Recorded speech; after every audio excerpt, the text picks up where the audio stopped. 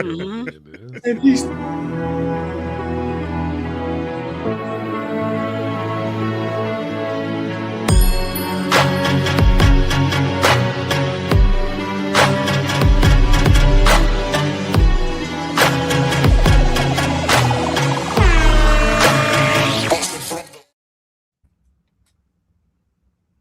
welcome back, Patty Cakes, to another episode of Welcome to Derry, Season 1. Bobby likes it scary, and Scream King's coming out swinging this season. We've had a really good time. Wouldn't you say, fellas? And Queen B downstairs. Yes. Yes. I Yes, yes, think yes, so yes, too. yes.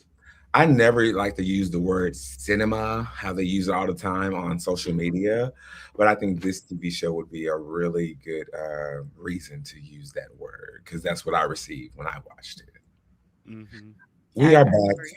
per use to end this season with a nice family reunion.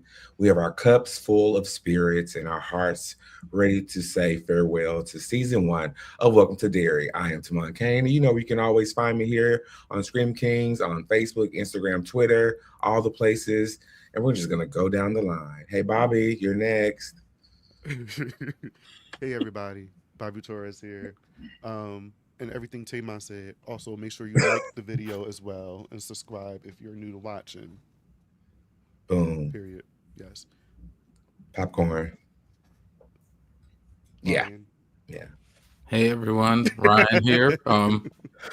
Hanging out in Derry tonight with the Scream Kings. Woo woo. Hi, I'm Lady Shasha, Mistress of the Snark, Connoisseur of the Gore, and your hostess with the mostest. And we are going to be talking about some killer clowns tonight. Yeah.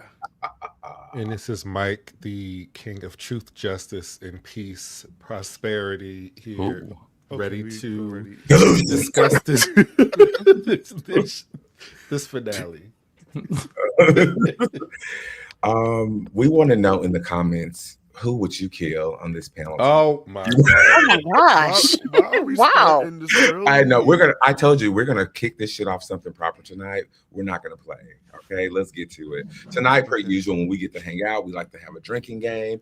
And tonight's drinking game words is deadlights and dairy. So when you hear the words dairy and deadlights, pick up your cups, please.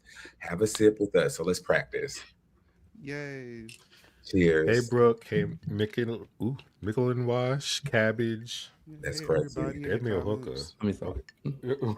Yeah, Let's we're say hello to losers. everybody's out there. Deadlights and dairy. Oh, we're already drinking. One second here. All right. Hey. We've been waiting too. Why is it me? Why are you playing me? Male hooker named Trench Trench Coat. coat. Yeah. This is definitely someone you know. Yes. It's about trench coats. It's about fashion. Yes. This is someone you Very know. creative name. Hi, Brooke. Hi, losers. Hey, bro. Hey, loser. Patty Cakes. I just want to go on record to say, told y'all hoes so. That's all I want to say. Oh, speaking of losers, can I show everybody something that just occurred to me? Okay. I really, really, really identify with Ronnie, and I figured out why. Already This tickled. is- I'm already tickled. This is me. Yes. At 11 years old, I was Ronnie. Ronnie. Or Ronnie. Even the Yes. clip on the side. Shasha, I you got said, something what to the say? hell? Is this like a real life story Are or you something? fucking Like, kidding me what? right Are now? you Ronnie? No, this is for real. I was looking. I just thought about it. And I was like, wait a minute. That looks like my 6th grade picture. My hair looks like that. Can you say, damn you, Lily? What's her name? Yes. Oh my God. By the way, Lily the Baybridge. story Baybridge. behind this is I got a big chop before was the thing to do because my aunt was in hairdressing school and she permed my hair and she forgot what step she was on, forgot the neutralizer, and 3 weeks later my hair broke off. My mother had to cut it off, and this is what it looked like. Hello? Mm. Hello? Are we doing this now? Oh. Okay. No. Okay. Joshua, you ate though. You look good. Yes. Thank you. Yes. I had a deadlight tripped and spilled my dairy all over the floor. Does that count? Oh. Oh, You're trying to get us messed up already. We Yeah, just yeah. started. Will you take a Mhm. sip with us? Okay. Thank you. But it's dairy, like the town dairy, not like Yeah. the milk. That was gonna be my loophole. I was gonna say Yeah. dairy like that. Dairy. No, it sounds like what we're talking about to me. So Mm-hmm. we don't have captions, so it counts. Mm-hmm. Okay, well, we did something fun together. We took a quiz, and the first quiz we took was what Stephen King character that we are. Yeah. And so this was pretty interesting. So I guess we'll start. First we have up is Bobby. No, I don't agree with this. Bobby, you want to go ahead and read who you got? I don't agree with this, but sure. You're an absolute weirdo in the best way possible. You're willing to do whatever it takes to get what you need, whether that it be a new job, a budding relationship, or fully eating children. Okay. So, yes. I don't also agree with this because I don't see Bobby going nowhere near no damn sewer. I don't see it. No. He was I up can here be a saying he weirdo would go in the sometimes, sewers. You said what? You said you were up here going to go in the sewers. I mean, when it comes to my friends and fighting and killing the clown, sure, but by myself, no. So if I slipped into a sewer, you will come get me? Oh. As long You as heard it TaMon that everybody else is laugh, coming wait. with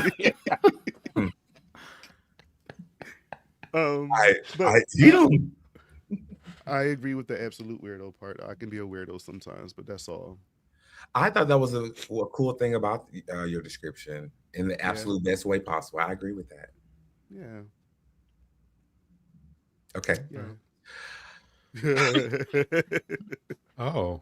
Not church. Sometimes you're sweet and lovable. Sometimes not so much. Still, you're not the type of mammal that's going to let anyone boss you around. Also, meow. Accurate. Yes. When Yeah, TaMon sent me this, I was rolling. I was like, church. It's the face for me. Round. Yeah, that was accurate. But I'm not gauged, nobody at the most of church. the time. Yeah. But this is accurate, TaMon. I feel like the description is you. It's just like most of the time sweet and lovable. Yeah. You know what I mean? It's just like that little sentence would have just changed it, but you're right. It's accurate. It's accurate. I can't remember in the movie if Church was ever sweet before switching. Was he a sweet cat? He was a cat. Not a sweet kid. They don't really show him much. They just show the little girl holding him one time, but that's it. You don't really get to know him until after he died. Like, yeah, you're much better that way. Sometimes dead is better. Amen. So much yummier. Okay, that's a different cat Kyle. altogether. You see it though, right? You see it though, right? What a perfect idea. Oh, yeah. Go. Perfect, Please read. On the outside, it's like, no, you're an absolute introvert, but when people get to know you, they realize there's some quote unquote fire in there. Mm-hmm. Can you make the face she's making right now for me? Oh yes. I mean, I never really gave introvert, but I feel like this could be accurate after listening to an Ethel Kane album. Yeah, this is the mood I shift into, so it kind of makes sense.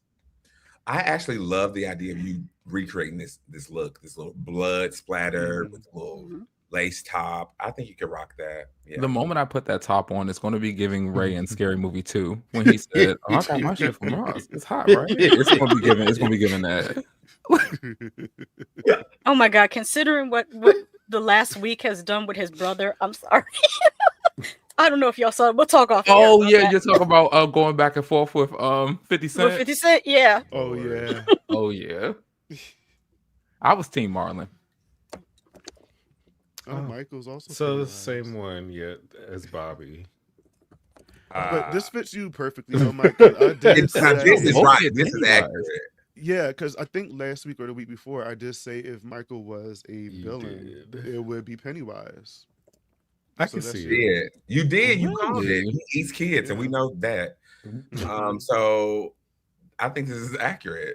Very much so. No, you did not say that on air, bitch. What? Huh? I took it a different way. What you said? Go ahead. Me or TaMon? TaMon. Oh, okay. You scared me. We'll talk later. I was like, bitch, are you okay? Did you need to call me? Call the cops. Hey, how you doing? Thanks for coming to hang out with us. You know. Hey, Fo.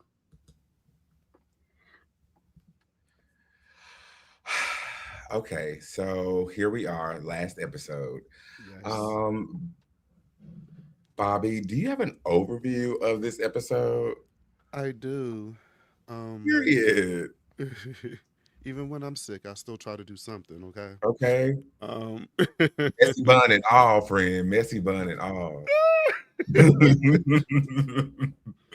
All right. So, in this episode, the season finale, Winter Fire, we had a thick supernatural fog, and a lot of people was convinced that this was related to the mist, but after like watching the episode, it's not. But cool nod, I guess. The mist engulfs Derry, killing plants, providing cover for the monster Pennywise. And one of the most disturbing sequences, and one of my favorites, Pennywise takes over the high school intercom and uses the principal's decapitated body as a puppet to lure children into the gymnasium. He then leads a precision of floating catatonic children towards the town's edge. Love this moment. It started off with a bang. Ate it up. And then we have the losers of this era, Lily, Ronnie, Marge, and Will, team up with the adults, with Leroy and Dick Halloran. They must use the dagger to forge it into the earth of this tree to reseal the monster at a gnarled tree on the bank of the river or whatever. And then we also have one of our faves, Richie Santos, come back to help the losers install this dagger into the tree. And it was just a great moment. So yeah, that's the overview. We had a lot going on here. Pennywise was fucking these children up in a sense.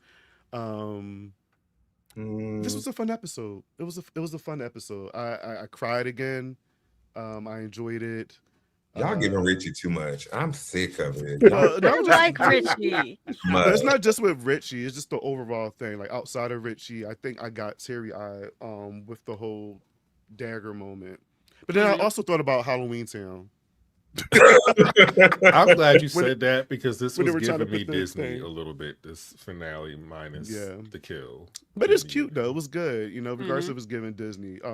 We talked about this before when Shasha was on here too. When one of the comments, she was saying that this was giving Disney Channel horror and stuff like that, and we was eating this girl up.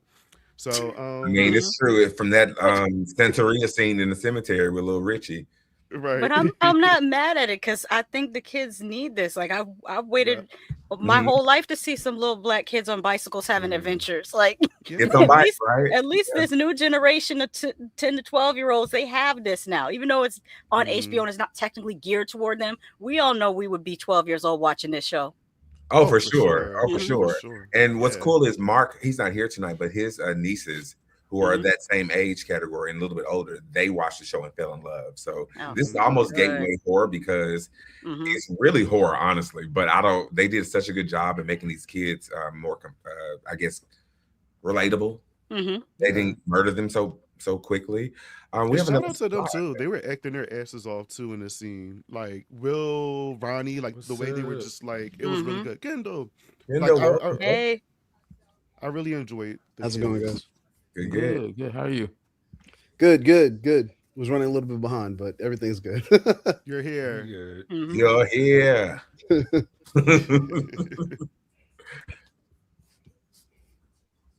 What did everybody else think about this? The finale. Like I thought it was a great ending to this, and it was a good time. I thought so too. I thought it needed to be a good time because episode 7 was so heavy, so they needed to swing that back to being a little bit more fun. Yeah, I agree. I'm not too sure. I should have shared it with Ricky to put on here tonight, but I did share with TaMon that there was a flyer that came out like early this season, and they had the different variations of Pennywise. I know, right?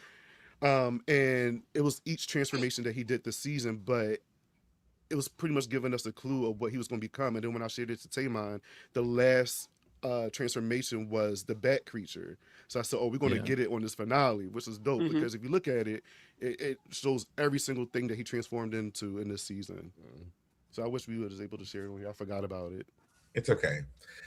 We were talking about it because it was very similar to when we did the Pretty Little Liars. Pretty Little Liars, and we had like this flyer they posted that was a roadmap to what was to come. It was a cool Easter egg, spoilers, but we didn't know what it was until it showed up like right the day of the episode. So it was cool. Okay, I have a question. Now that we're finished, was season 1 scarier than the movies? And the only movies we're referencing is the ones connected to this continuity. I wouldn't. Sorry, go ahead. Oh, go ahead. No, it's fine. It's okay. Oh, okay. I was just gonna say I would say some of the scare sequences in the movies were creepier, but they kind of gave more Nightmare on Elm Street than anything. But I have beef with Andy Muschietti. No, I take it back. Not with Andy Muschietti because he didn't write the screenplay; he directed it. I have beef with the screenplay writer that made what's his name's parents crackheads. Like fuck him forever. Whoever did that. Oh, yeah. Which parents? Mike Hanlon. Yeah. Will becomes a crackhead. Oh, Yeah, they made in the movies in part 2. They made his parents crackheads that burnt up in an apartment fire, and I was like, "That's just racist." Oh, well, that Wasn't there, explains like, how no he handled his article when he was looking trauma. at it? At first, I took it like Pennywise just put it there just to fuck with that's him, crazy. like just trolling him. Like that didn't actually happen. He just put it there, but I don't know. That could have actually happened. I Yeah, love that actually. That's how that shows his character. That's how he dealt with his trauma. Did they prove that they were Drugs. crackheads? Or did no, they but just say it in passing? that's not what they were in the book. They were just farmers. Yeah. In the Oh, book, what their trauma was their racist neighbor that was killing their animals until the daddy pulled a shotgun on a neighbor and said, "If you come in my yard again, I'm gonna blow your head off." That was his trauma. That sounds like really more Leroy. impressive. That sounds like Leroy. I mean, Leroy, that dude. So I really He is dead lights and all. Take a sip. Yes. dead lights So and with- all. So with the TV series, they kind of corrected that. They absolutely corrected that BS that they did in the movies. But Although- aside from that, the scares were good in the movies. I thought they were well done. Quick question, I because agree. with Beverly, when she was in the Deadlight, she saw them die in the future. So maybe Leroy and Will saw, well, everybody who was in the Deadlights, maybe some of them saw shit in the future. Or none of them. own Maybe it was deaths. just Bev. Maybe. Will didn't seem special afterwards, and his father just seemed more grouchy.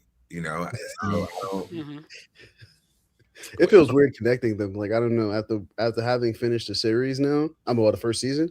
It feels weird to connect the movies because I know obviously it's not a prequel, but it's a prequel.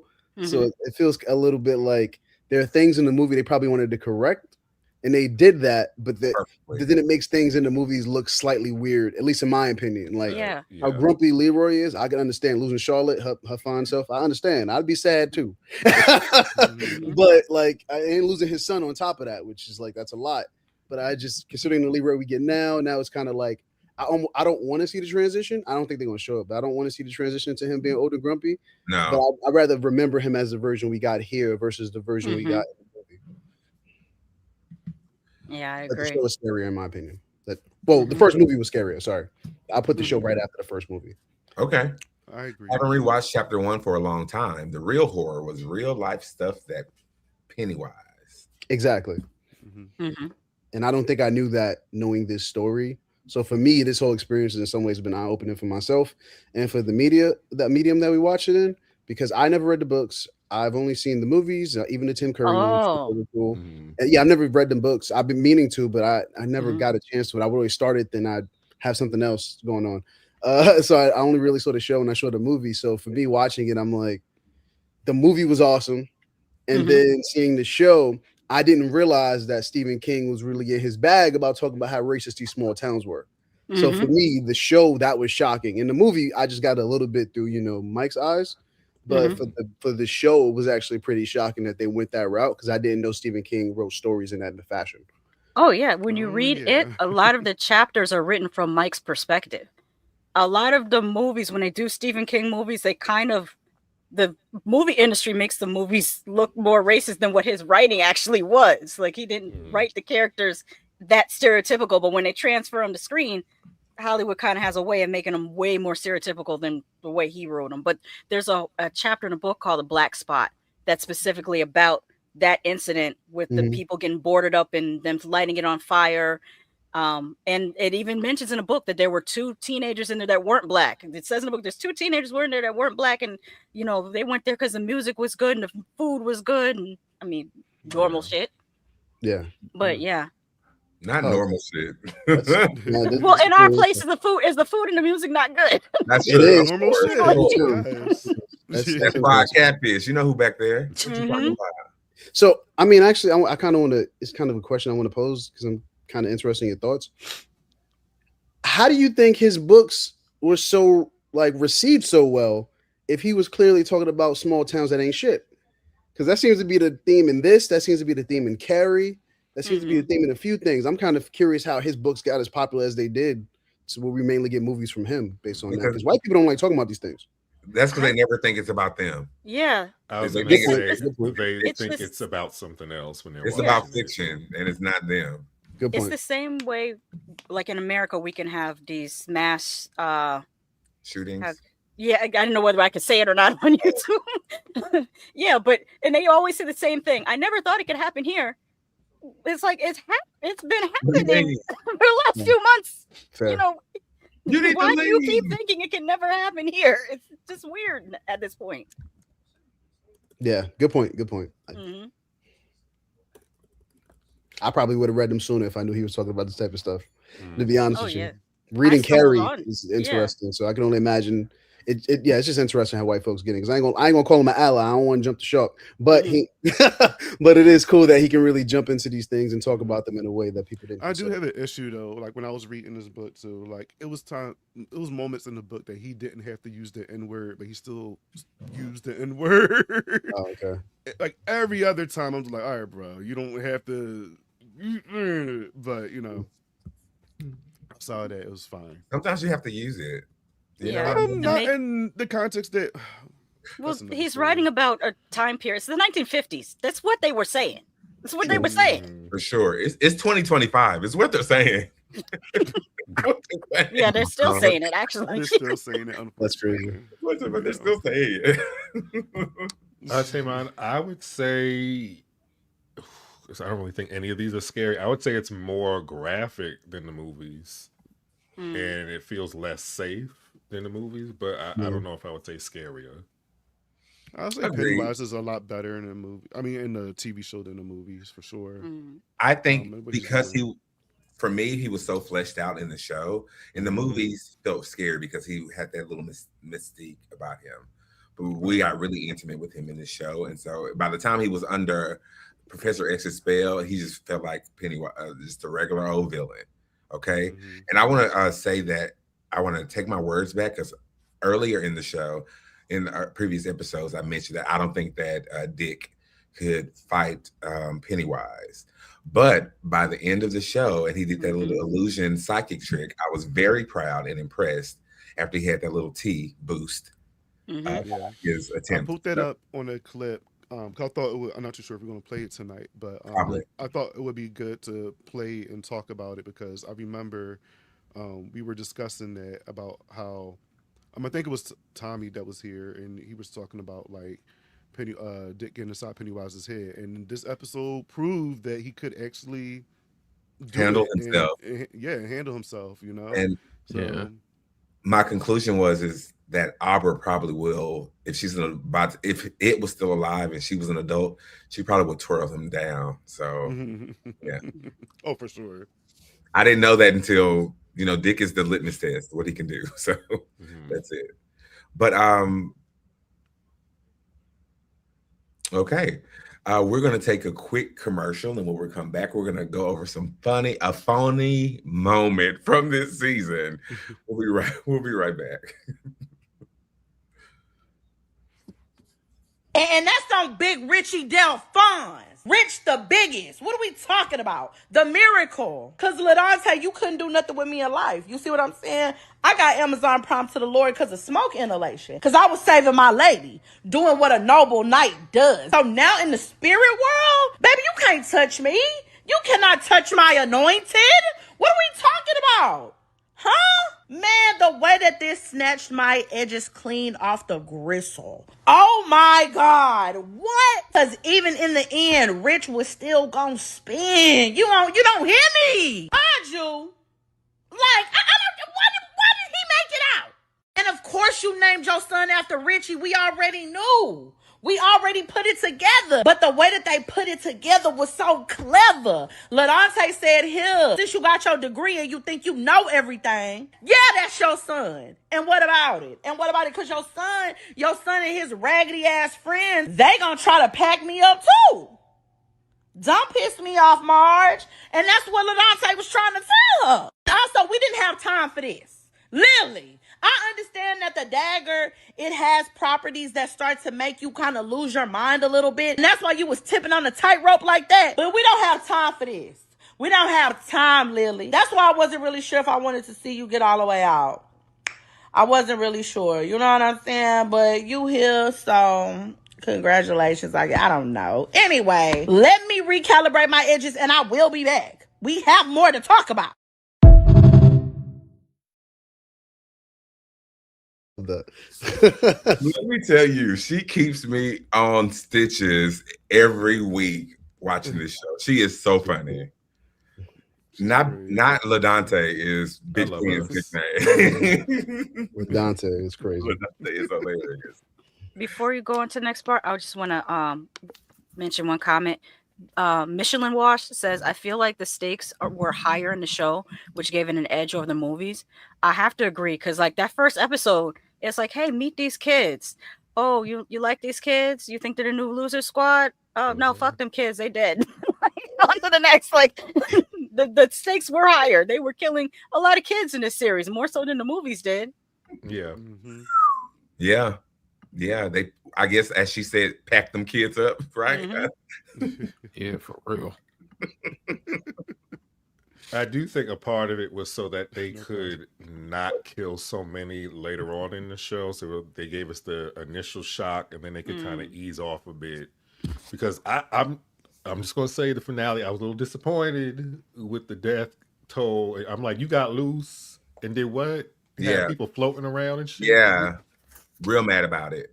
When when Ronnie's father was just screaming and holding the gun and doing nothing, I was like, now we can take him now. Yes. To be fair, a lot of people were not doing anything. When he see Pennywise turn into that big ass bed, he was like, "Oh shit!" and did nothing. Ronnie. I mean, Charlotte ran over to Leroy and gave the gun away and didn't shoot nothing. Yeah, he could at least shot the clown while he was crawling or something. He was literally right there. Charlotte. They all could have been lighting him up, and then they just kind of. And Rose, y'all didn't have no type of candle ceremony to do to keep him in the ice. They had no time to do that. Nah, she had to get the gun, and she was like, "Let's go." She was lighting him up too a little bit. We're not gonna put nothing on them good people. Them folks tried to warn these white people and warn the military the entire time. Even when they saw them fucking up, they didn't interfere. They was like, we just gonna let them be terrible and stay out here. So I'm not gonna put that on them. They didn't expect these people to be so damn dumb that they're gonna expand the radius of the thing. Like, they didn't plan for that. They just watchers. And she did make the tea. She made the tea that helped Dick, clear his head. Yep. She did a lot of I hope she taught him that recipe. I hope she taught him how to do that. And she was trying to get that man out of town. They put a lot on her plate in them last 2 episodes. She needed it because she's been sleeping the whole season besides this. That ain't her. That's the writers. Well, that's how the writers. That ain't her. The first episode was so crazy, and the show ended very PG. Power of friendship type shit. Oh, creeps. It did though. I agree. I mean, if you think about it though, if you watch the movies, that's how it ends. The first movie, that's how they beat it. They beat it, and then they do the whole holding hands, and it's very cheesy and cute at the same time. So why take that away? I think that's the heart of it, is the friendship between the Losers Club. So I know we want the gnarly kills and all the other stuff, but it's also about the friendship and how they stick together and beat it. So yeah, cheesy, but I thought it was fine. I know. I mean, I don't know if you guys ever mentioned it, but I really love that like the child group is diverse. Mhm. So he's making up for the shittiness of the town by showing that even these kids can work together to stop an intergalactic creature. Like that's pretty amazing in of itself. So I'm all for the power of friendship. We needed some. Mhm. So many people don't die Yes. along the way. Mhm.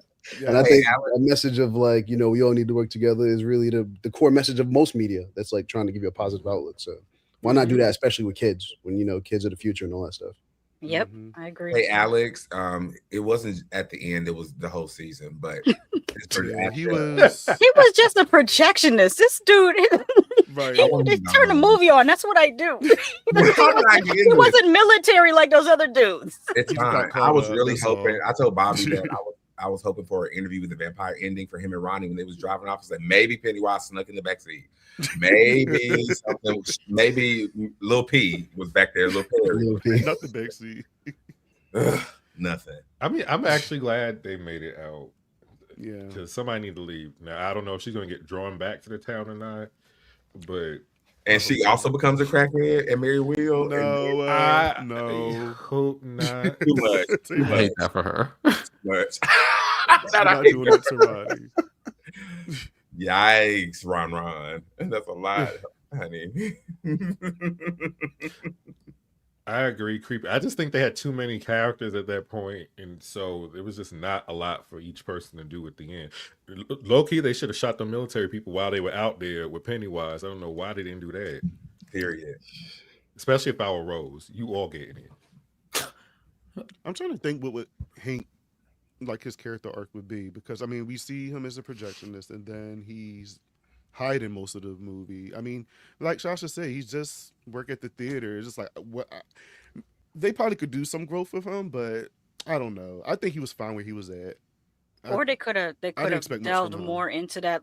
Wasn't he having an affair with the lady? Oh, yeah. With the nurse lady. That was supposedly spruced all this. So, yeah. We needed the butcher to come home while he was giving milk at the house. He's like, giving milk. I thought he was a milkman. I just knew he was a milkman. Well, he come home. That's crazy. With the butcher knife, and that's the scene. That's all he wouldn't have made it to the jail and none of that though. That'd have cut the whole season. They'd have killed him that night. I know. But Ronnie wouldn't find out until later on. He wouldn't find out until later on. What happened? Hank was the Meg of the ensemble. Like I was okay with him, just like it was okay. Not his Meg. It kind of was. It just felt like there was enough traction in the beginning to get something going, and then it's like, oh, you're sleeping with her. Like, okay, that's crazy. I felt like that was the peak of his character. Like it was just like a catalyst for those things to happen. And then it made Ronnie more endearing, I think, because her riding so hard for her father felt like a really interesting and nice thing to see. But beyond that, like he was just trash to me. I don't know. Yeah. Maybe I wouldn't call him trash. He was just he was just there. Kind of almost like what they call an NPC. Yeah, just kind of there. If he would have probably put somebody in a refrigerator and stayed on top of it and saved their life, maybe we'd be having a different conversation. Not really. We'd be like, he had that one moment. Like the reason why the Richie moment hits is because Richie was such an endearing kid the entire time. Right. Yeah. That's the reason why people care so much. I'm not saying I cried when I saw it, but I can understand why. Like people loved the character. The character was like really cute. Yeah. He was doing his best, which is literally all you can ask of a friend. He was doing his best when he tried to tell him what to do at the graveyard, even though he didn't remember it perfectly. He was there to help with any plan they had. He was just like, all right, let's go figure it out, guys. Like he was just there. He's as I like to say, the JT of the group. I love the way I love the way they introduced him when he was just chilling at the locker with his little band uniform on. He was eating an empanada. You should run. And when he seen Mark just walk in, he just was just like struck. Yeah, he was awesome. Yeah, I think he was the youngest, right? Yeah, he looked it. And he had like none of their confidence problems. He's like, which just tells you everything about, like, in my opinion, being a person of color and growing up in those kind of households. Yeah. A lot of the times, if your parents encourage you enough, you'll almost never have confidence issues, even at way too young. Something tells me that we're going to see that actor quite a bit because he's getting a lot of love online from nice media. It's given People Under the Stairs reboot. Oh, The I Stairs saw. reboot. Did you see the TikTok with the little girls? It's a behind the scenes. Both the little girls, Ronnie and the one that played Marge, they would not Marge, the other one, Lily. Lily. They was braiding his hair. Yeah, both of them sitting there playing in his hair. That's See? adorable. Fast card. It's so adorable. Mhm, Good luck, young man. That's cute. mhm. This season has been really exciting, really scary, but for us, it's also been entertaining and funny. We are going to play some of our funny clips from this season. So whenever we're ready, we're gonna. It's gone, so I can live in peace. And yeah, I'm going in. TaMon, you said How you y'all going gonna in too kill last it? week, right? Am I a lifeboat or am I anchor? Yeah. I'm definitely going for the kill because what we're not going to do is stress me the fuck out. So How? I'm How definitely are going we in to going do. to I kill don't know, but it? what do you want to do? Sit in this fucking lighthouse and wait on him to kill us one by one? Right. Grab your purse and your book bag. We're going. Not grab your purse. I mean, my thing is, let's make a plan at least. Let's not just go Yeah. down there. Damn. I still stand by that. I still stand by that. We should all band together, pack up our things, and go destroy Big Pen. Mm-mm. Big pen. Mm-mm. Okay, TaMon When you stick Bainbridge. together, that's how you Not I'm literally. Yeah, do not touch my what was it? What is it called? The shard. Don't touch it, bitch. I told you. Okay, one more question for me. Y'all ready? Mhm. Okay. Well, not a question. It's another part. That was our funny moments, but Pennywise had a lot of petty moments this season. So I want you guys just to sort of like think about how some of Pennywise's most pettiest moments this entire season. And I'm going to kick us off with what I think his most pettiest moment was. And it was probably my favorite moment of this season. It was when he terrorized Ronnie as her mother in the umbilical cord, and I was talking all that shit about, she's her mother, Petty Penny, baby. Petty Penny. Ricky, you ate that. Petty Penny. So when he was dressed up as her mother, who she's never met, who she always wanted to see, and the first words is rude and disparaging and awful. That was Petty Pen. You didn't have to do that. And so that's my Petty Pen moment of the season. Anyone have any others? I mean, that's high up there. When Lily was in the grocery store and you hear over the loudspeaker, have you lost your marbles? You can find them on aisle 2 or something. I was like, he's just talking shit while this girl is shopping. Dude is the worst. Mm-hmm. Someone said it in the comments, but Pennywise throwing that piece of paper at Marge's other eye. Extremely I was petty. gonna say, bring me my death. She's like, he was trying to take out her other eye, child. That's so messed up. It's so messed up. Okay. Does anyone have another one? Probably one of my favorites, and I know the scene wasn't meant to be funny, but it was funny to me.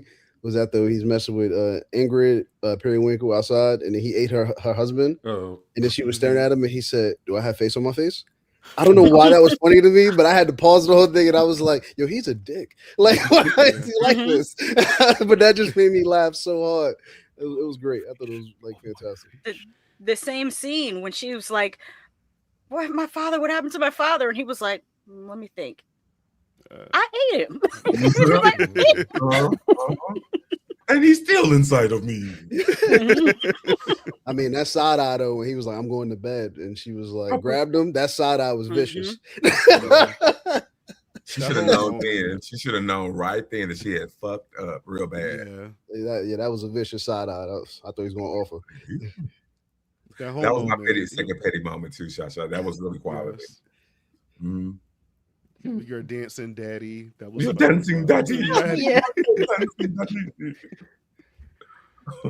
This is subtle, but it was on this episode. And it's probably not meant to be funny, but I just started laughing when it was right before he threw the paper at Marge, but when he was showing her Richie, and he was just like, "Don't you recognize your boy?" And how he said it was just so funny to me. I was just like, Bill Skarsgård is just, he's just having fun with this role because just little subtle facial expressions and just everything. And then sometimes when he moves, you just hear the bells on his fucking collar, so it makes it even more funnier to me. I just love him ice skating at the end and showing up. I feel like if Jordan Peele would have had this episode, that soundtrack for that moment would have been everything. I don't know what song it was. Oh yeah, but it would have been great. Yeah. Big Pen was slipping and sliding on that ice. Tanya, skipping and shit. Yeah, he really does have a great time with this character. It must be a blast for him. I'm sure they call him back and they're just like, do whatever you need to. Absolutely. Yeah. Absolutely. Yeah, it's fun. Another fun petty one was when he kicked the principal's head into the crowd of the kids. That was funny. And unnecessary. Why did you do that, bro? In front of my patty cakes. I was hoping that he just... There's a couple moments that remind me of other movies. Like when he was skipping, it was reminding me of The Cell. When dude was skipping in the cell. Oh. And then with the principal's head, that was remind me of Dead Silence. If y'all remember Dead Silence, when the reveal at the end. Yeah. Ooh. That's a good one. I don't know about petty, but when he's on the phone with Leroy at the end and he's talking about Will and he's like, "Oh no, I need him fresh. The dark meat, whatever the fuck he said, dark meat is sweetest," or some shit like that. The Freddy Krueger line, basically. I'm and Freddy doing the most with this dark meat shit. I mean, oh, and he's a reader. He said, "The fool, the freak, and the failure, but who's who?" I live because in my head, Michael, I was trying to figure it out. I was like, who's he talking about? I don't know which one to pick. And then he sounds like, "Eat them up." Dude, it's too much. Yep, Black Phone 2. We need a little Black Phone. Black Phone 2 is the most unofficial Nightmare on Elm Street sequel. Yeah, pretty accurate for sure. Yeah, Pennywise is something else. We need more of him, and I'm so glad we're getting it. I have a question. Now that the show is over, do y'all like the aspect of following both adults and kids with this franchise, or do y'all prefer just following the children dealing with Pennywise? I think go ahead. Sorry. No, you go ahead. I think I like seeing both because like it is interesting to see how, because children are like, I think like the fodder makes sense because it's like kids, scare differently and they're so scareable. And then the clown, like there's like a natural balance there. And then it is interesting to see them get older in like the movies, but then also seeing like the parents get involved in the series. Like that balance does give us a chance to see what scares adults versus what scares kids. And it makes it kind of interesting because we get to see a wider gamut of the fears that are being expressed. Agreed. Yeah, I agree. And I was one who's normally anti-adult. I don't like it. Stranger Things wore me out when they did that a little bit too much. But this was the first time the balance was perfect. It didn't feel forced. It didn't feel like no one was listening or no one was believing. You know how From is. From takes forever because no one wants to talk. No one wants to believe. But in this situation, Charlotte, and she believed immediately what was happening. Her and Leroy's Will. And I appreciate how the adults were integrated. And then Professor X became a really big part of this show. And I really liked him. And that's Dick Halloran, by the way. Yes. I know in the beginning, we were kind of just like, oh, it's more on the kids. We were more excited with the military stuff. We were just like, But as it kept progressing, it was getting more interesting, especially infused with the children's storyline as well. And they did a good job tying it all together by the end. Agreed. Okay. Yeah, it worked for me too. I'm a big fan of it. Like I know it is tough to do the whole kids and adults thing, but I feel like in the movies, that's probably why the world seems, at least in my opinion, a bit smaller. Because you're only focusing on kids, so you usually end up seeing just their home life, school, and like occasionally when they hang out outside of that. Because of it, I feel like the addition of adults, we have to step even outside of just like the kids being at school. We get to see like what the adults are dealing with. Like they know what's happening, but like what are they doing? And I think that was always a question I've kind of had for the movie. So I liked it. But I'm also not sure if I liked it more, I'll be honest with you, because of Rose, because Rose is like directly connected to it. So she experienced it as a kid. And I'm not sure if that's why it worked. Oh, what's my pen? I can see that. Yeah. Speaking of speaking of Rose and the indigenous group in this town, a few episodes ago, I mentioned that I think a missed opportunity was to put someone of that tribe in the friend circle, like Richie's character, for example. So when they did the ancestor who brought him back, it felt disconnected to me, even though he died on that land. So I get it. It's not illogical. It is connected. I know what it is. Yeah. No. Let me tell you what it is. What they're trying to say. A lot of Latino people are indigenous, but they don't, because they've been colonized. They speak Spanish now, but they are indigenous. And I think that the show might have been in a subversive way trying to say, hey, do y'all remember? Y'all remember who you were before the Spaniards came here and made you speak Spanish and all that? They are indigenous. I hope that's the lesson, but that feels really heavy for this. But that felt good. That feels good. I like that, and I will support that and be a part of that. But I was going with the easiest one, that he died on the land. That's all I had. But I wish if his character was part of that tribe, it would have felt more authentic. Why he's able to come back so easily. He brought them back, and he's always going to be around. But yeah. I think that could have helped as far as giving us some more information as well throughout the show, like stories he's heard throughout his childhood as well, that he's heard from the ancestors, the adults, regards to Pennywise and everything. Yeah, because Daniel should have been that if we had an older group, like high schoolers. Yeah. But it could have been Richie instead, because Daniel was almost useless. Because imagine if Halloran would have took Richie and did that little psychic trip. That would have been awful for a child to go through that. However, more impactful. In my opinion. Child, that'll amp the horror up. A child going through that, you're right. That's like, the censors may say. I mean, his memory isn't that far back. It really probably would have been 2 months ago when he found out about what his tribe actually does. Yeah. So like, he wouldn't have to torture him too bad. We're going to totally see that in the next season, I bet. Like, the fact that you said that, I'm like, there's going to be some intense mind game on some child like that, and then thrashing about, and the censors just. Hopefully we get a new Shine user next season too.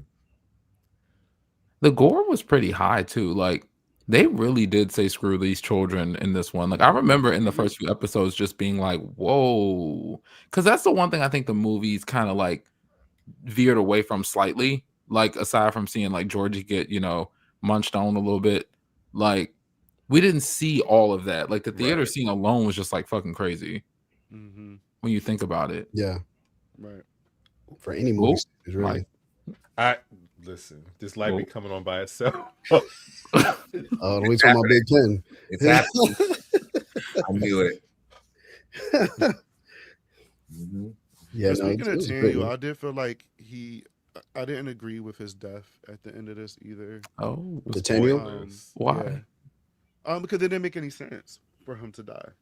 I mean, I get it's probably to put more hurt on Rose and make us feel something, but I feel like, and maybe that was supposed to further the plot with Rose leaving Derry and giving the house to Leroy and Charlotte. But I feel like they could have done that in a different way with Daniel still being alive. You know what I mean? I feel like there was no reason for him to get killed. If he was to get shot, sure, but he didn't have to die. I just felt like it's not furthering anything in the story. But he died actually until you just said it. You said what? I forgot he died until you just said it. That's how that's of an end note it was. I don't even know if they mentioned it after they showed them. No. Bobby, I think you answered the question, because we always want to know, where were they? Why weren't they in the It Chapter 1? Well, now we know. Because Rose packed that shit up and said, I'm going to lead us to y'all. But did the rest of them leave? Well, like, I'm sure they all, if Rose left, I'm sure they all packed it up. I would have left Derry too. And It's too then much left going the on. two I of would've them left to do it you by out. themselves. Never returning. If you dig it up, we'll find out when everybody else finds out. This is why I'm upset with the Charlotte handling, because why would you want to stay in Derry? Like, I understand the offer was great that Rose proposed to you guys, but at the same time, with all of that and the responsibility being on y'all, Charlotte is the one that wanted to stay. Think about her character, though. She's always wanted to do the right thing, stand up for other people, and protect people since she came on the screen. So it's a crazy decision, but I get why she wanted. But even her, the actress was just like, I don't agree with that choice. But she said it. She was like, I mean, I'm playing the character, but she's like, I would have been out of it. Don't make sense. But I kind of agree with Michael when it comes to her character. She kind of likes to take responsibility for things, and I think in her own mind, she probably felt like if I don't watch this, somebody else gonna let it happen again. But I know I won't let it happen again. So she probably only trusts herself with making sure that dagger stays where it's supposed to be.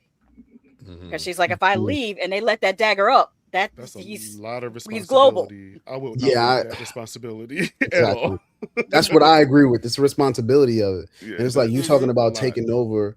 Like she's optimistic, and I know cares about justice, but in my opinion, for the most part, she's very realistic about the battle she chose to fight.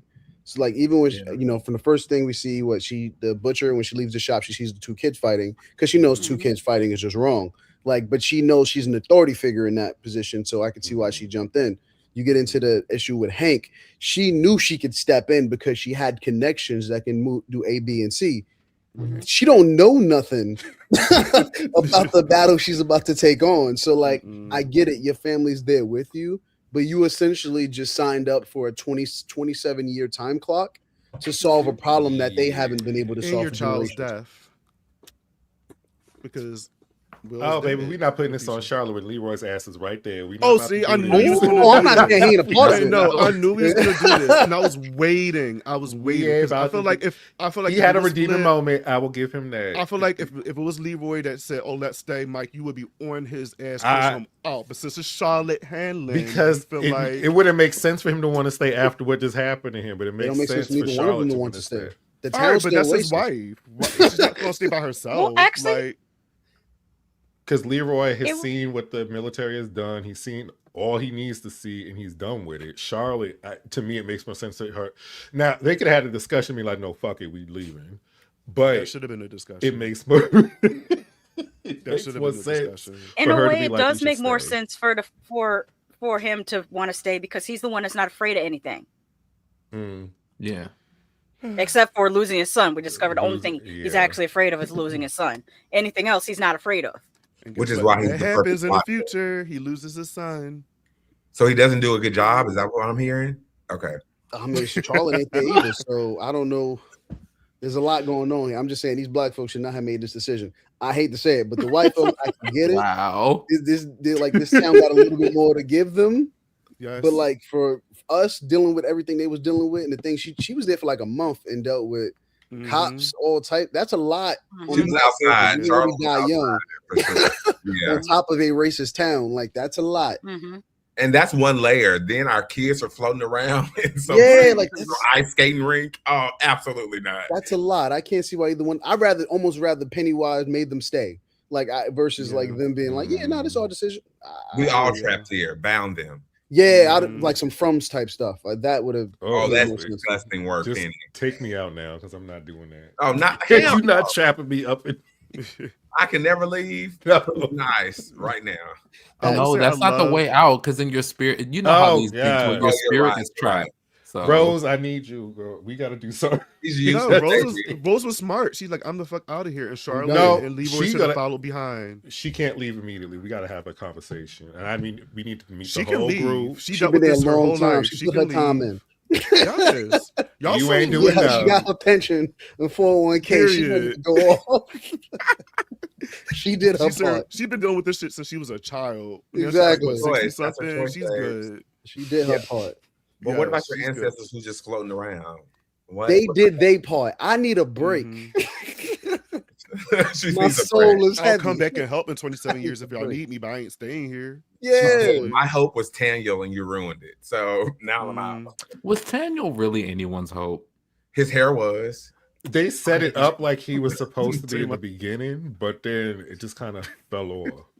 His hair, Yeah. them bundles was laid. He was one of my favorites. was, and ain't did he? Because he nothing. pissed me off like when he was running through the sewer and he dropped the thing. I said, you know what? Whatever happened to him is whatever That happened made to me him. mad too, because you know why? That saved Lily. And if he wouldn't have dropped it, he would have been ate the True. up. I'm right here with you. You know I can't stand that little there. And I was hoping that Wow. Alberta middle name is Lily, but they didn't give us that. No. Wow. We'll talk about it later. Can I just shout out the performances of Charlotte and Leroy when they found out Will was missing? Like, I love Oh, they were done. Leroy having that conversation with Dick when he was trying to unalive himself after seeing no My voices boy, and stuff. my baby. Yeah. And that was a great moment. And just to hear his voice change, like he was feeling it. And then Charlotte like whooping his ass and going off. I was just I like, was weak. And Wood, I was like, I'd be in there too, like that. yes. So I think they did great. I think everybody in the show, as far as acting, did such a great job. I would like to point out they treated Absolutely. Dick Halloran like Bonnie Bennett these last few episodes. Like, I don't give a fuck what you going through. You That's got your to help calling us card, do this, girl. That's this, your and calling this. card. That is exactly what I was thinking of this whole episode, or the last two.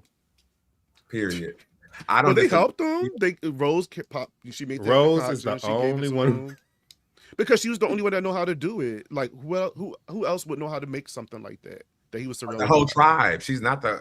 I'm sorry. I They mean, left. well, I Oh, don't do her like that. I'm sorry. Remember they left after But that we mean like meeting. immediate characters Oh, yeah. like Leroy and They Charlotte. said we Like not those fucking people with Chucky around them. Twins. Those people around them wasn't going to be able to help. How can you help me? Leroy was like, look, after you help me find my son, I'll kill you myself. Like, I just Period. need your I help. mean, he you know? opened the box. Well, you know. What I will say, they making the Shine feel it should be fun, but the way they be doing it in these movies, and it's almost seems like it's not something you want to have. Thank you. I would say the same thing because, like, all the burden. Like Dick was living high on the hog, and then they're like, "You got special powers. There's this 1,000,000-year-old clown we need you to handle." Sir, what? Yeah, we need you to tap in. Right? Okay? No. I mean, I think it was fine until that moment, until Pennywise got up in his head and unleashed those boxes, and now he's seeing dead people walking. It was just one box that was full of the treats. Yeah, I don't know what all he packed away, but he packed it. He did. Sure did. That was a good scene. No, it was really. We're gonna get ready for another fun commercial break, and when we come back, we're gonna talk about more of Welcome to Derry. Take a drink. It's been a long time since anyone took a sip, and I don't like it.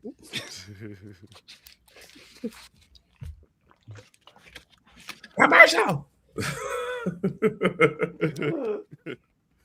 Oh, look at him. Ooh. Who, Pennywise? No, Willie. And what we not gonna do is act like Dick Tremaine and Will Kareem Jafar wasn't both out here massaging edges. And stick with me because this is gonna be extremely niche, but I think y'all gonna feel where I'm coming from. Because after watching the Welcome to Derry finale, it's just a parallel that I cannot unsee. Like, the similarity just shows us that horror loves to give us a character whose power isn't violence, it's access. Because Dick Tremaine Halloran and Will Kareem Jafar Byers are different stories, but it's the same spiritual job description. Dick didn't get the upper hand over LaDante by overpowering him. He trapped him inside of his own mind. Even if it was temporary, he still did it. And Will Kareem Jafar doesn't destroy the hive mind, he moves through it. You see what I'm saying? He can manipulate it. Both of them not only survive, but become a major asset because they can move through spaces that others can't. They're touching the edges.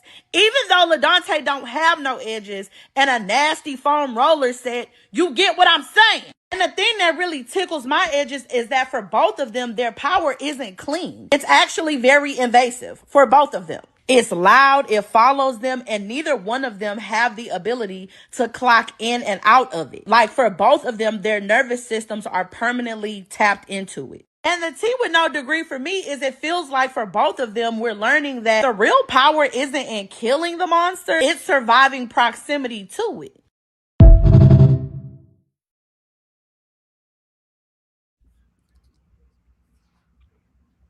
That was perfect timing. She had me at Foam roller foam set. roller set. Sorry. And I'm staring at his curls too. Yes. That was perfect because we were literally just talking about the superpower of Professor X and how it was executed. So that was really good. He is forever Professor X. Forever Professor X. Sorry. Hopefully we'll get a spin-off of him at the Overlook Hotel, which we found out. I mean, I would love that. I'm hoping that I was after this when he mentioned going to the hotel. I was like, I hope they do a spinoff of that. That would be really dope. That would be There's fun. tons of ghost stories. Best line too. Yeah. That line when he said, "How much trouble can a hotel be?" I'm like, everything. That line. Hey, even without the You shine. knew. Well, a lot of work. Is the older version? Did he pass? The actor? I don't know. Well, there's He's one that was in still alive, Dr. right? Sleep. Come on, Batman Brothers. Isn't that I think it was Yes, a different yes, I believe that was his actor, name. Yeah. It I'm is. not There's two different actors. The one in Dr. Sleep is still alive. He's in different, Captain America. The one from The Shining, he's still alive. He passed. Sure. He's Oh, yeah. That's 'Cause, that's another example. I'm sorry, Kendall. No, That's go another ahead. example. Remember I was saying earlier how some movies are more racist than how Stephen King wrote the characters? In The Shining, he survives. He drives the Bobcat up the mountain and he gets Wendy and I always forget the little boy's name. Jack. Danny, and drives him down the Danny, mountain. yeah. Andy. In the movie, they made him take an axe to the chest.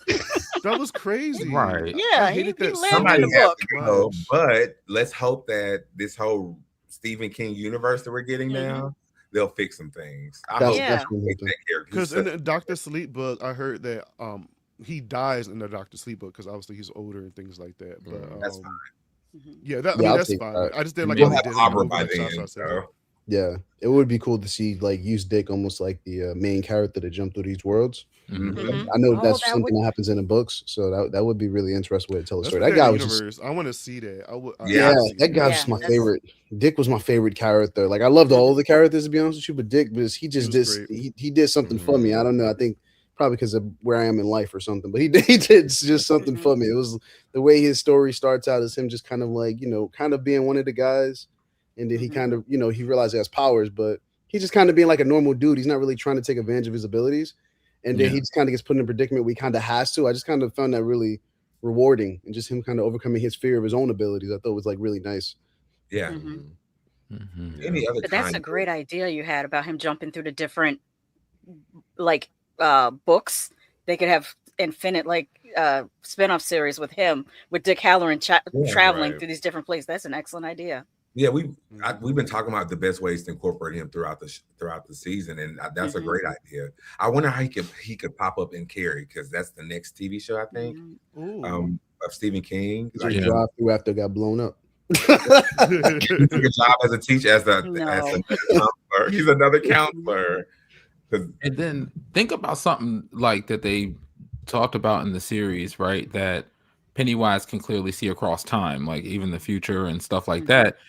Dick has a one-way ticket into his head, so he too can see across time and like other threads of existence. If there are other, because I think they said something like Pennywise or whatever he is, he's related to the creatures that's in the mist or something like that. Like these creatures are all related. The same realm called macro versus so wherever he's from, the other is like they're from the same place. And then like they've done a good job kind of extrapolating on this idea that the Shine is more expansive than we think. Like a lot of the characters that we've fallen in love with across the Kingverse, like they have the Shine and it just shows up different ways. So I think there's just a lot of stuff there organically. And I was going to say something else too about the Overlook spinoff idea that you guys were talking about. I saw something on Threads that was kind of cool. Did y'all see Smile 2? Yeah. So you know how Jack Nicholson's son was in there and he did like the creepy smile or whatever. Someone said, if we have a spinoff, we got our Dick and we do right here. Yep. We have two top contenders.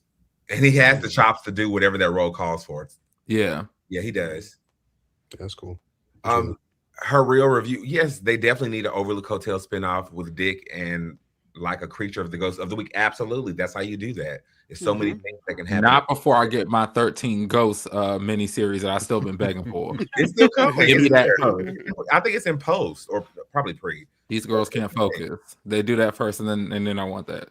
They rectify Dick as a hero in this show, and that makes me so happy.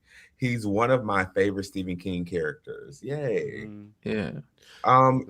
Since we're on favorite characters, are there any other characters from this season that stood out? We have Professor X for the win so far. I think Ronnie is my favorite. She's just so endearing. Yeah. I can't believe I'm gonna say this. Me Marge ended up being my favorite out of the Yeah. well, at least out of the kids. I thought it was gonna be Will, but even his story kind of died off a little bit to me, and he was annoying me at some points. But Marge, she had like a whole transformation by the end of the season. And so I really enjoyed her. And she was kind of taking charge at some points, which I was not expecting. Yeah. Speaking of Marge, I think about her little flash of a scene in It Chapter 1. You know, she's there. She's in the movie. Richie's mom is there. She has a natural eye. She's bound. She's like a patty cake again. She's cardigan and pearls. She's those things all over again. Let it go. It's the truth. Please. Let it go. It's the truth, hon. It's okay. And speaking of favorite characters, my favorite characters are the patty cakes. I just wish they would have had more to do in this show. And I'm so glad they definitely survived, even though everybody was against them.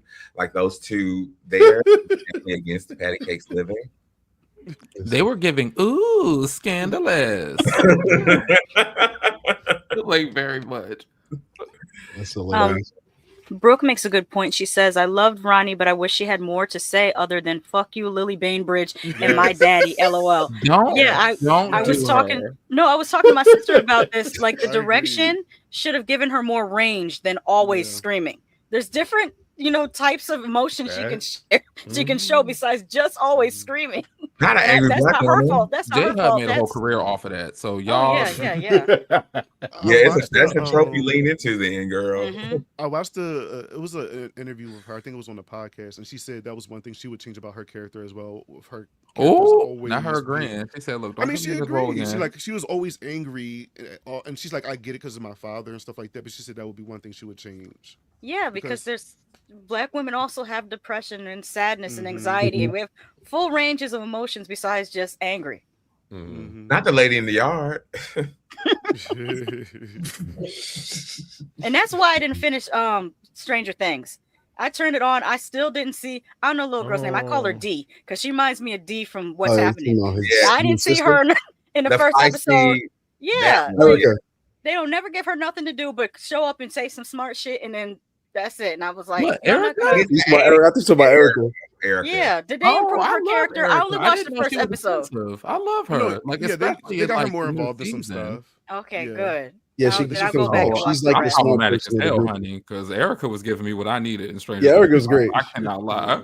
And she was on some other shit this season too. Good. He's a part of the problem. I love Erica. I was watching the show the other day with my wife, and I was telling her, she was like, who is she in the group? I said, she's the smart one. They just don't realize it because who wants to hang out with their little sister? But she's the smart one in the whole group. And my wife was like, oh, okay, she's great. So, yeah, Ronnie could have done that. But yeah, I would say aside from Dick, obviously, I want to say like Will and Leroy. I love both of them. Obviously, it's nice to see Black characters. But I love that Will was a kid with like so much personality. And he was like so glowing, like it kind of reminded me as myself as a kid. Like I just loved how like his expansive his mind was. Like he openly loved science. He openly loved things that other kids sometimes didn't. And I remember Ronnie was like, "Ain't that kind of strange?" But then you hear his passion when he's describing stuff, and I'm like, "Oh man, I love that." That's my favorite thing about life is when people talk about a topic they love and they just glow. So like I really really love the kid, and I love that he like clearly took a lot of messages from his dad of like trying to be a good friend and all of that, which is why he wanted to help out.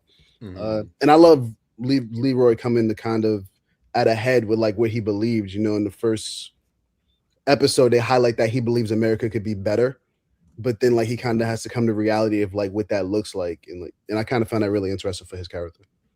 Yeah. It's a catch-22 for me. Like I know y'all like the adults, but I think having the adults in the show kind of took away from what the kids could have had, because they introduced Will being really smart and into science, and I feel like they could have expanded on that with Pennywise being the entity that it is, and him really flexing what he knows or could know. It's kind of like we had to get, and then for us to get the reasoning that they're giving us to release Pennywise. I'm like, y'all did That was all of terrible. that for this, and then we didn't have enough time with the kids. I think personally, but The I mean, only thing about go- that is like no adult means no dick. Like, I mean, Yeah. you know. So don't Mine- clip that and post it out. No, that's out of yeah. context. That's what I'm like. But I knew what he meant. I knew what he meant too, but it just Yes. paused. That was diabolical, as the kids say. That was. I felt the pause, and I was like, okay, I walked into this. You all decided, I'm like, huh? We're definitely gonna run that clip. Oh my god! But I mean, I'm with you. Like, I feel like in the beginning they were hinting, because Will is definitely one of my favorite characters as well, along with Marge. Like, I like her change up.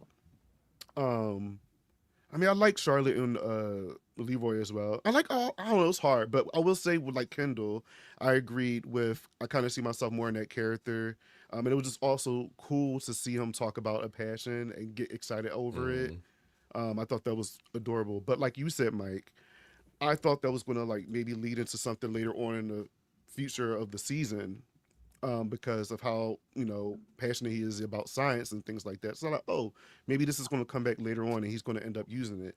Because even at some point when they brought Dick to Rose's house and it was like, oh, it's nothing like a mother and son's love or something like that. I thought they was going to use something like that to try to help beat Pennywise, because why would they just bring that up? But yeah. I mean, I agree with y'all. I agree with y'all. I feel like the kids could have had more to do, but you know, we got what we got. They're still great, I guess. I guess I just added more towards the kids. More to do means more opportunities to be murdered. And since that was on the menu, then we had to do that.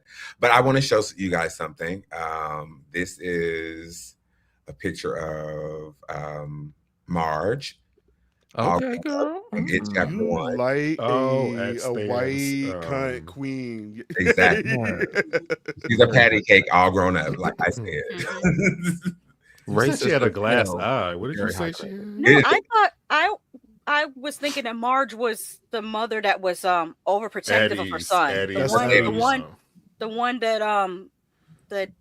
had the little boy having an inhaler even though he didn't have asthma. Crazy. That was Eddie. That was Eddie. Okay. No. But this is what Marge grew up to be. So congratulations, Marge, you made it. And I wonder if that's a glass eye. That is a really good point. That's some good work. Or maybe, I don't know, maybe it's a different alternate universe, because I mean, can we talk about real quick about like Pennywise able to experience time in the same time, like in the same past, present, and future? At first I was a little confused, and a lot of people were talking online like, oh, he can time travel.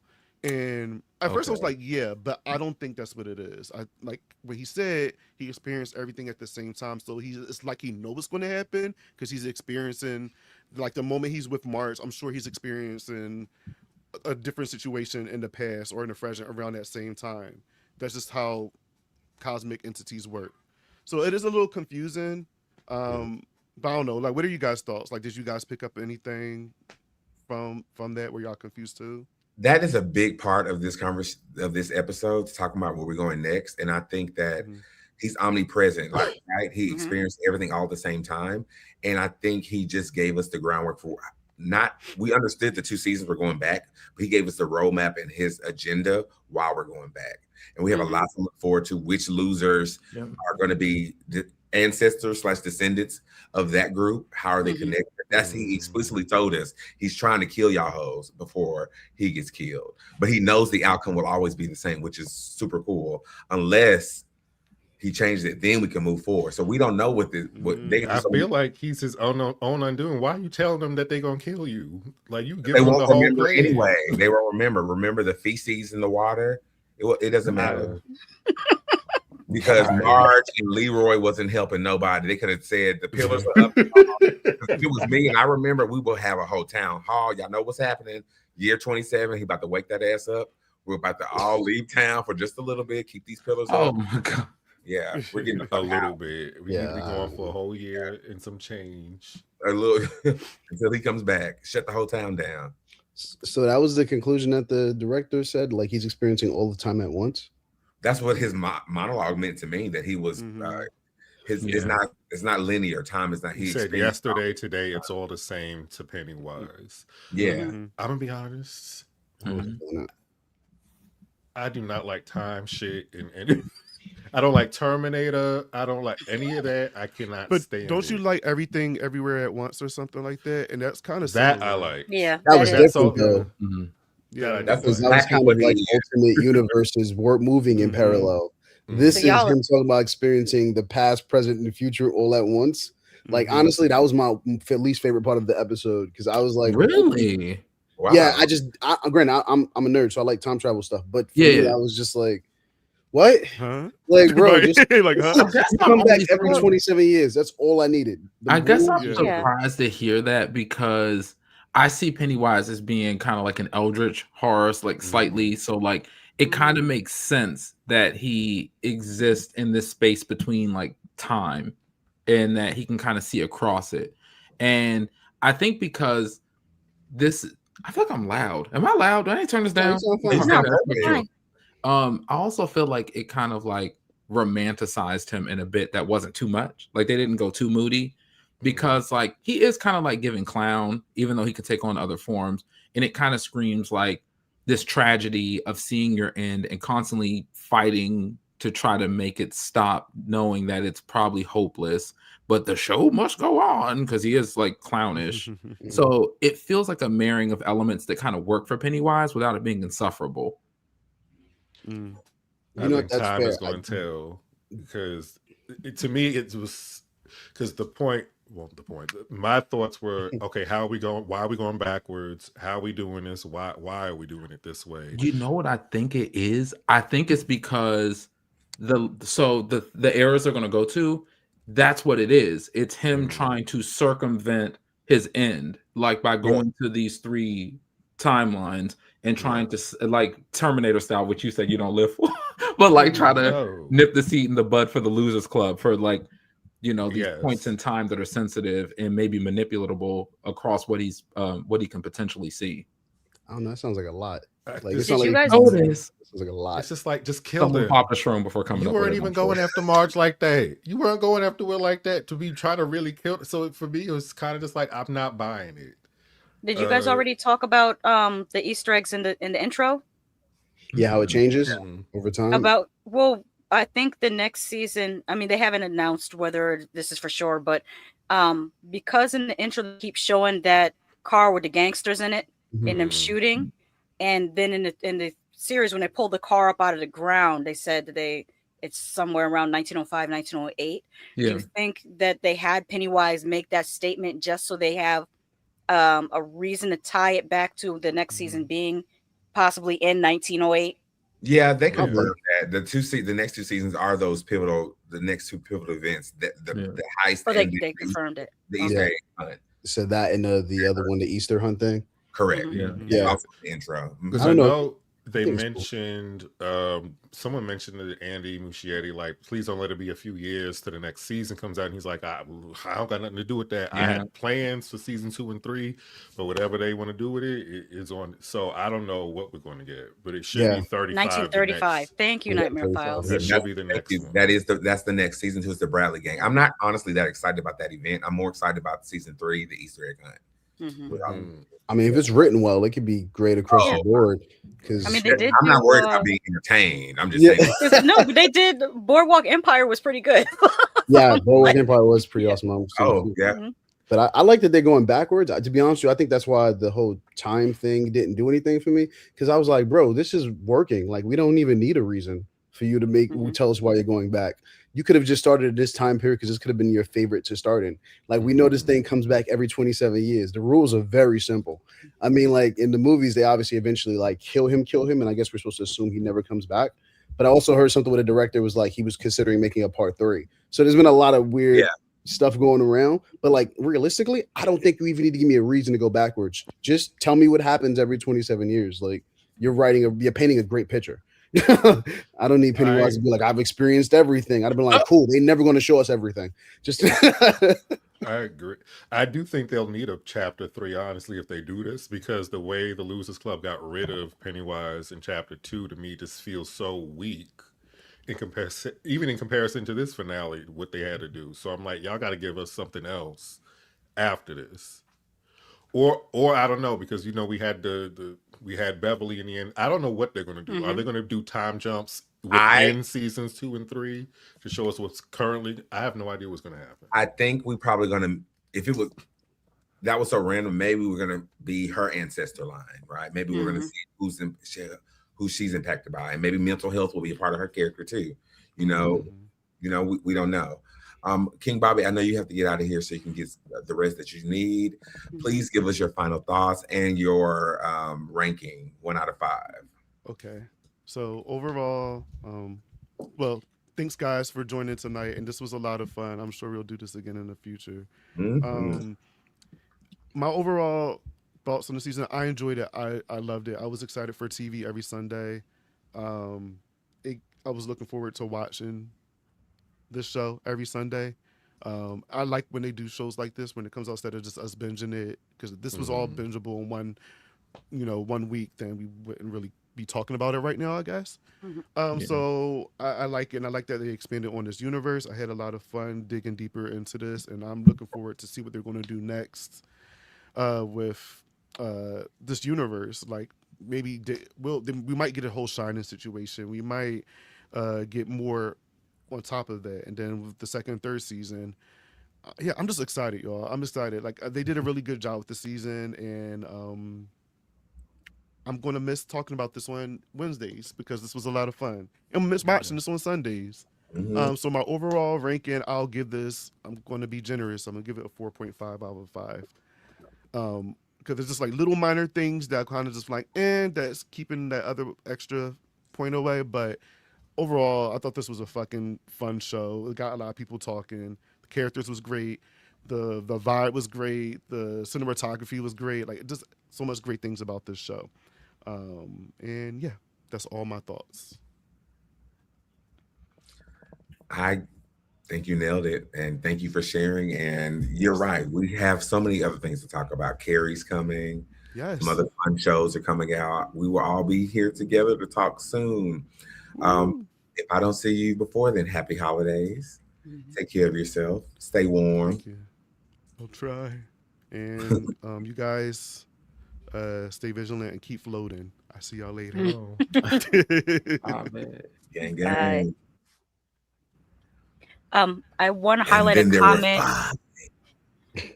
Nightmare File says that the Bradley gang is based off of Bangor, Maine, and the Brady gang.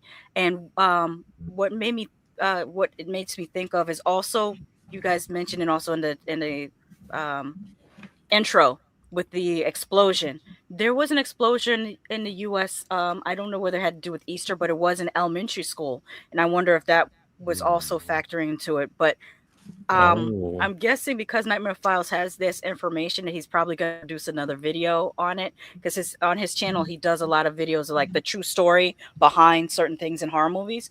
So Nightmare Files, I hope you're working on one for the true stories behind these things that they're alluding to in the It TV series. I think that'll make a great video. That'd be Nightmare Files, have you done one for Scream? If so, can you DM me so we can talk? Yeah. Gainesville Murders. FYI. Yes.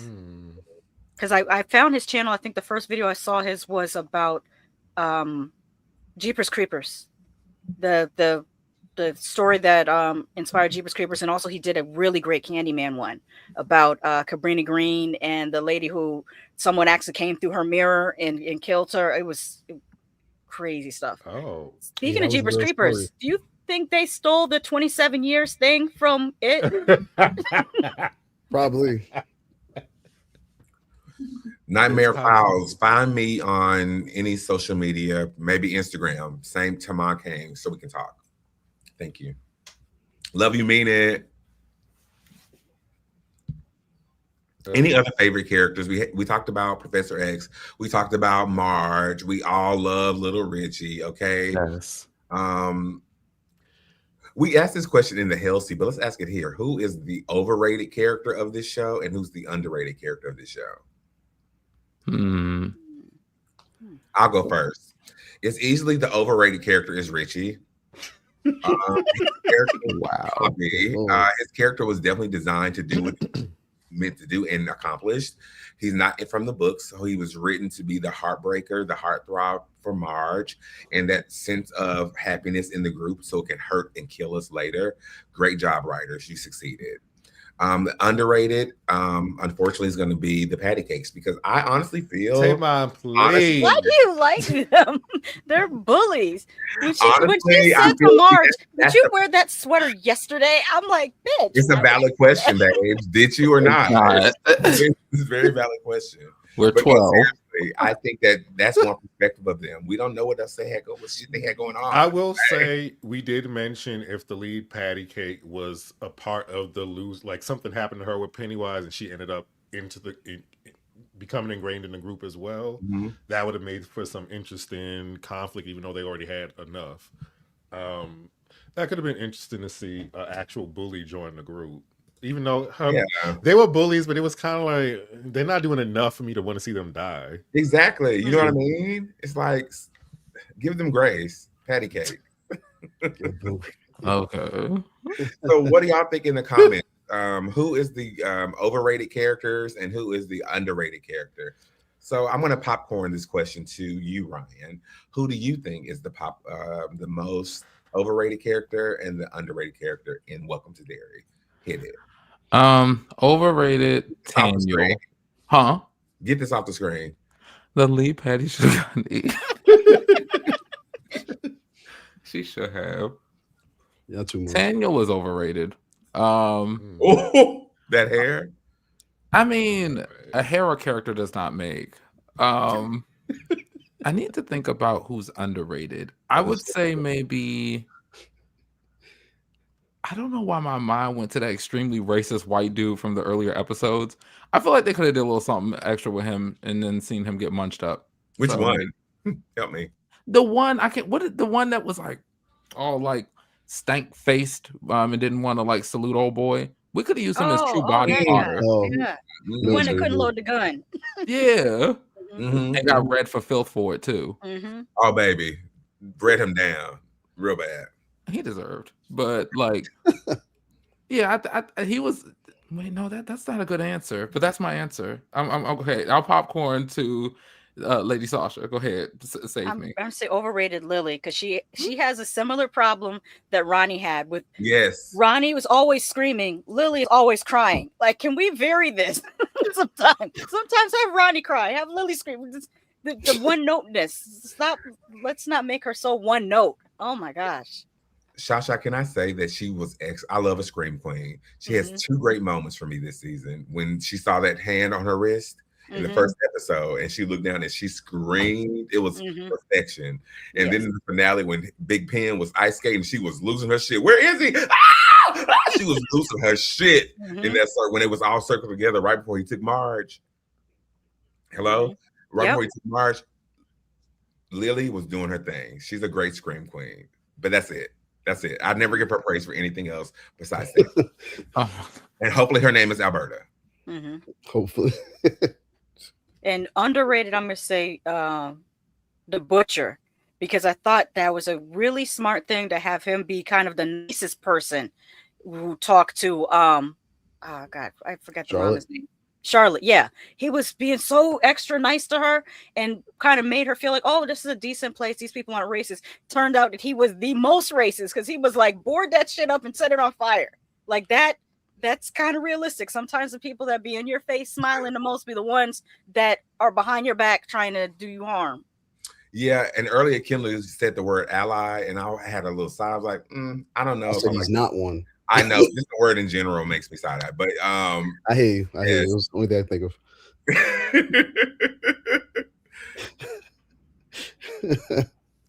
Okay, so Kendall, you're next. Underrated and overrated. Oh man, I knew. You know what? I'm gonna say underrated. Leroy's wingman, the dude that died. Oh yeah. I was cool. Somebody else's father that mattered in this. In the circle the whole time. I remembered him mainly because I don't know if you got. This is gonna be a bit of a flashback. I remember Vine. The app. He was a creator on Vine. Oh I didn't know wow. that. Yeah, if you go, I forgot his name, wow. but he was a creator on Vine. I guess he actually took acting seriously, and now he's in real roles. Wow. He did a good job. Yeah, he He was like great. he was doing skits on Vine like 10 plus years ago, and now I guess he's working in Hollywood. So that's why his face immediately stuck with me. But also, Yeah. I just really like this character. I like their friendship. I like that, like, you know, they had the whole vibe of like, yo, man, I'm with you, ride or die forever. And unfortunately, it was to the grave, but it was to save his son, which Yeah. shows you how, you know, dedicated he was to being this good right hand man. Because he could He have was, let that he was a show. lifeboat. He was a lifeboat. Mhm. I forgot about him, unfortunately, and I really Mhm. liked him as soon as he stood up for him when he started twirling in that room. I knew I liked him, and I thought he had a kid in the friend circle, like, but he doesn't. He's Yeah, just Right. you would have think just Richie scared. would be like his son or his nephew, but I guess his That would've been character was interesting. Italian and Richie's character is Cuban. Cuban. Cuban, I think. I mean, yeah, Yeah. that also could have been recasted, but you know, Yeah. yeah, I liked his character too. Not he deserved better besides to die in the sewers. Yeah, for real. He really did. Or at least get a better appearance in death, like how we got to see Richie at the end. At least he saved Will for a little bit. Yeah. Yeah. He did. We were talking about why Barb, right? That's her name? No. Marge. No. It chapter 2. Beverly. Beverly. Oh, Why Beverly? Why her at the final scene? And I mentioned that maybe her family lineage is what we're exploring. Who else would you like to see? We got Will, we have Marge. Who else family lineage would you like to see explored moving forward or backwards? I kind of feel like one of y'all said it earlier or alluded to it, but the Whites. I kind of want to see the Carrie, like, because I know that there's some tea to the fact that she got like her power from her father. I wonder where we can get like a random tie into that. It might be a little interesting to see. Yeah. Yes, her father in the book is explained away, like he's like a cult leader personality type. Okay. So I think they could lean into that easily. And if I was doing a TV show for Carrie, I wouldn't even worried about the high school stuff. That's easy work. Developing that where her gift comes from, the shine comes from, that's important. We already know it's passed down based off of this TV show. So I would assume her father, but her mother seemed like she may have a little something too. Yeah, I wouldn't be surprised. But my question was more so like which lineage, like I want to see the Urises. I don't know. The Uris. Oh yeah. Oh, Stanley. Yeah, I can't his say it. family, or I guess his father at that point in the It'll be his father. season. Weren't those the Denboroughs, if they're there? Isn't that who one of the little boys that was killed at the beginning? Yes. When he asked I think their last name, if I'm not mistaken, was Ulrich. When his father threw that comic book and said it's trash, which by the way is Shade. Did you guys hear about that? Apparently Andy Muschietti, he directed the last Flash movie. Oh yeah. So he has beef with that actor because he was running around being a menace, getting arrested over and over again. And apparently he was a menace on set too. He was. So that's why he made sure it was a Flash comic book when he was like, throw this, don't stop looking at this trash. He ate that. The Yours will be great. That was one of my favorite characters in episode 1 until he was demolished. But there's a throwaway line, I think in It Chapter 1 or 2, where they say that this is about an uncle that you never met before. And they're talking about him. And so it has to, and then Andy did an interview, and we will meet these characters younger though. So like it probably will be his father and his older brother. This is another reason this time thing is. I'm like, so you killed the uncle. You know everything that's going to happen, but you killed the uncle, but not the father of Stanley, who apparently doesn't. But we don't know what he can do. But remember, he's saying like all to no avail. He can't change anything. He's been trying. Apparently, it feels like he's been trying this, but he can't change anything because the time is the time. He's just experiencing it. It's weird, man. It's weird, and we need more clarity. And he also said, they killed me, but they might have gave birth to me. So it's like he don't know. This is I think he's a sympathetic. We have to define what birth means in that case, though, because birth can mean a lot of things. A new version of him. It can mean several things in his poetic way of explaining what happens. Brooke said something interesting in the comments. She wants to know more about where Pennywise came from. The fact it was casted down Yeah. in that Yes. like we want to see more of that. At least an episode of a backstory or something. Do they I get into thought, that in the book? Oh, I'm sorry. Go ahead. yeah, they do, but I thought they were gonna do that when they show Will get the telescope for a gift Yeah. because Pennywise came from quote unquote the stars and he crash landed into Earth, and there's like a cosmic space turtle. Like I sound crazy because I know Kendall's like, I didn't read this. What is she talking about? I heard about Turtle. that. So Yeah, okay, so you know about the cosmic space turtle. yeah, I heard which is about it. Pennywise's nemesis. I thought that Will was gonna discover something celestial from looking through the telescope is just there. I don't know why he got a telescope. I mean, it speaks to his character and what he's interested in science, but I thought they were going to go more into that, having to do with Pennywise's, I guess, my mind is saying inception, not the right word. Origin is the word I'm looking for. Yeah. Yeah, it's weird. It's I think- probably 8-episode seasons, so you just can't get everything. Yep. Yeah. This is one of those. Welcome to Derry. I feel I would have liked it to be longer, maybe, and maybe like see a continuation because like there is a lot more. But I guess them going back, they'll touch on these points. So I just need to be patient. Maybe I just need to be patient. I think that's the beauty and the reason we're going back to get more of these questions answered. And I think they gave us these riddles, right, to prepare us for the next part of the journey. I hope we get those answers. I hope we figure out more about his origin. I can't wait to see when he smacks down and what his raw form looks like crawling upon the empty Derry. Yeah. Do you think Pennywise is like also like a reliable narrator? No, absolutely not. Oh, he's just saying whatever. All that time stuff can actually not even mean anything. He can just be saying stuff. Yeah, I mean, he's confused. He even kind of like it's all the same to him. Like even the thing that you alluded to with him, they killed me or I was born. It's like he can't differentiate. Yeah, it's blurred together. He's trapped here. He's but I think probably that's a the bit point. I think mad, that's the too. point. Oh, thank you for saying that, Michael. He's the protagonist that we don't even realize it. I told that to Bobby. He was actually in prison, and what worse prison is the time loop. Yeah, that's hell. So, That's actually hell. that actually could be what's going on with him. Oh, Nightmare Files. I'm glad you mentioned Henry Bowers. The sheriff's surname was Bowers. Mm-hmm.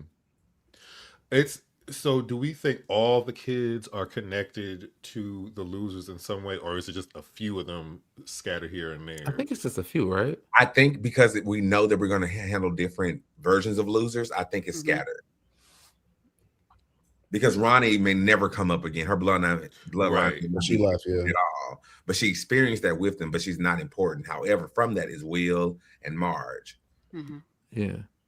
So now we got to worry about Bev. Thank God, Bev and Stanley. He committed suicide. Is that the one who unalived himself? We have Ben Hanscom. We have the Hanscoms, which I don't know because I know or at least the miniseries is a new kid and in the newer movie, but I don't know if that means he didn't have family already there. Who the fuck just up and moves to Derry for no reason? Yeah.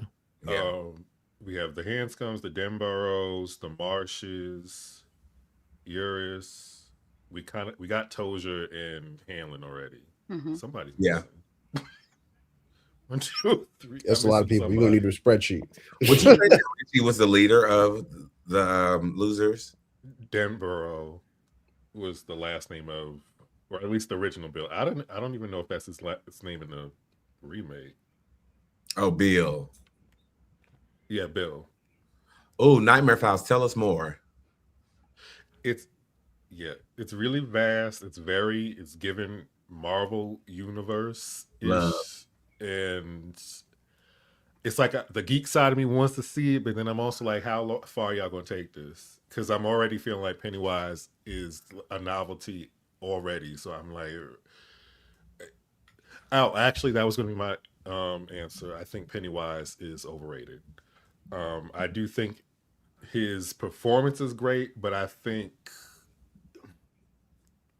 in terms of scares, I think he's overrated. I just think he's a really fun character. Okay. Let's do another video really quickly. We all collectively could give the MVP for episode 8. My boy motherfucking Rich. Like, even in fucking death, my boy Richie is that nigga. Do y'all not understand? My boy Rich came back and saved the motherfucking day and then had a fucking funeral service at the end of the fucking episode. Come on now. That nigga said, I'm gonna bring y'all peace and y'all gonna lay me to rest. Can I get an amen? Richie boy. I ain't gonna hold y'all, man. I said, y'all can switch out Lily and Rich? No offense, Lil. That cuckoo for fucking Cuckoo Puff worked my fucking nerves. My boy Rich came back, bitch, and put that shit in the ground. On top of knowing he about to take this nigga out, bitch, he said, to him, my boy Rich ain't gives no fucks. I said, all right, NBA Richie boy. Like, they should have really had an NBA young boy in the background for this shit. She would have ate down because that's the type of time Rich was on. You got to be a diabolical ass little boy to look dead at fucking Benny and be like this. My boy Rich gotta be from the uptown boy of Derry. Boy Rich ain't played no fucking games with Penny here. And that's why I say, Rich, I fucks with you. Got to give my boy his flowers. Before his funeral, at his funeral, and after his funeral. Like, I'm not even gonna hold you. Rich should have had the biggest fucking funeral Derry has ever seen. The whole fucking city should have been at his funeral. Boy, what? Let Rich would have been buried in New Orleans. Bitch, we had a second line, bitch, all over the fucking Derry. Bitch, with the second line from the fucking front of Derry. Bitch, with the sign, bitch, all the way to where the fuck Penny lived. Bitch, second line in the fucking sewage. We'd have really showed up and showed out for my boy Rich.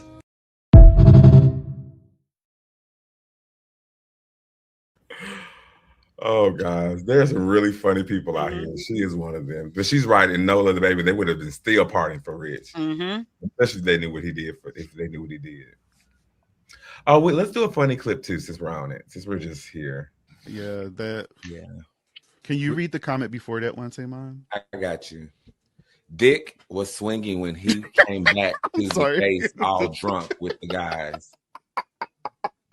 You know, don't tempt me. I'll do whatever you ask. Zach, I was looking at that comment for a long time. I'm like, son.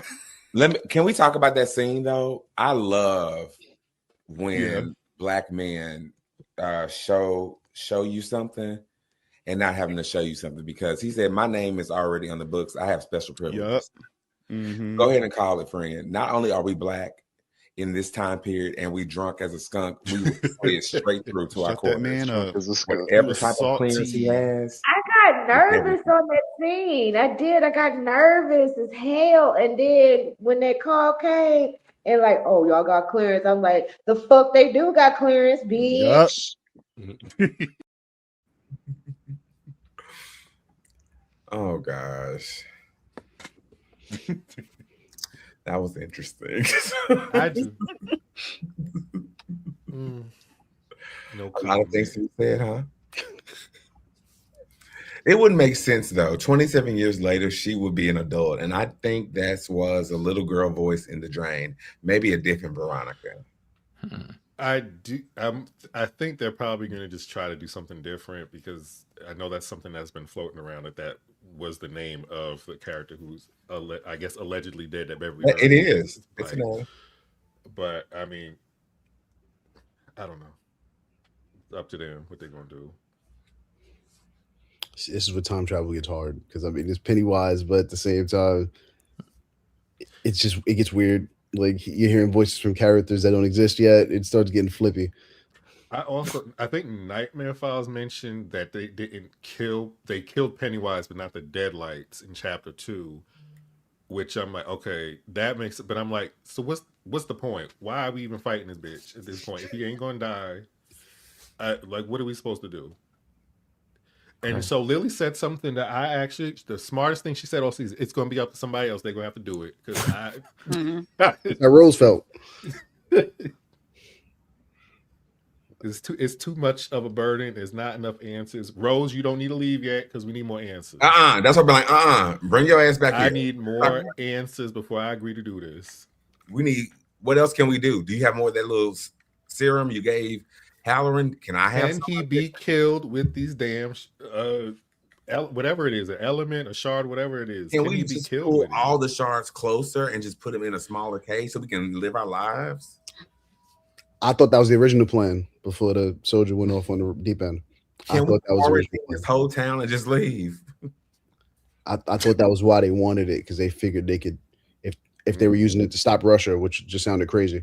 I figured they were just going to use it to like circle Russia and drive those people in crazy. I didn't think he was going to try to make it wider. Like, Yeah, the military general dude didn't make any sense. What do we feel about his monologue? How he delivered what the big bad thing was the whole time they were trying to do. Nice guy. Did he deliver? Because he's a veteran as it relates to being an actor. His acting was good, but just the story that character thought they could harness an ancient evil is stupid. You can't harness that. Yeah, agreed. Yeah, that was somehow the most unrealistic thing about the entire story. Yeah. It was him trying to manifest his power. That just give me something else. You could have just said, I want to weaponize it, left it at that. Everything else just sounded insane. It did. And then him going up to Pennywise, trying to read, like, what is going on? This is not a scary character. You got bitches walking up to him, try to reason with him and talk to him and console him. And what we not gonna do is act like dick.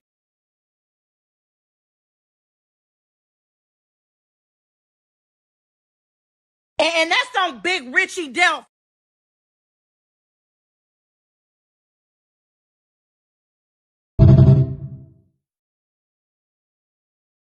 Head up. I'm just going to tell y'all that right now.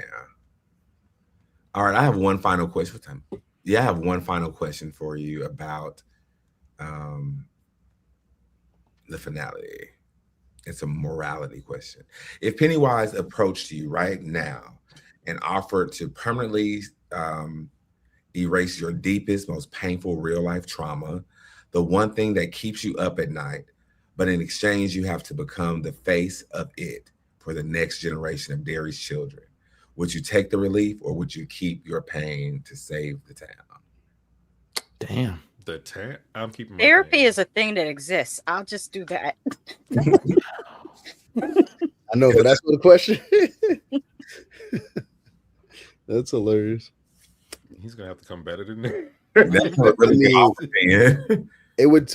My answer entirely depends on where you drop me.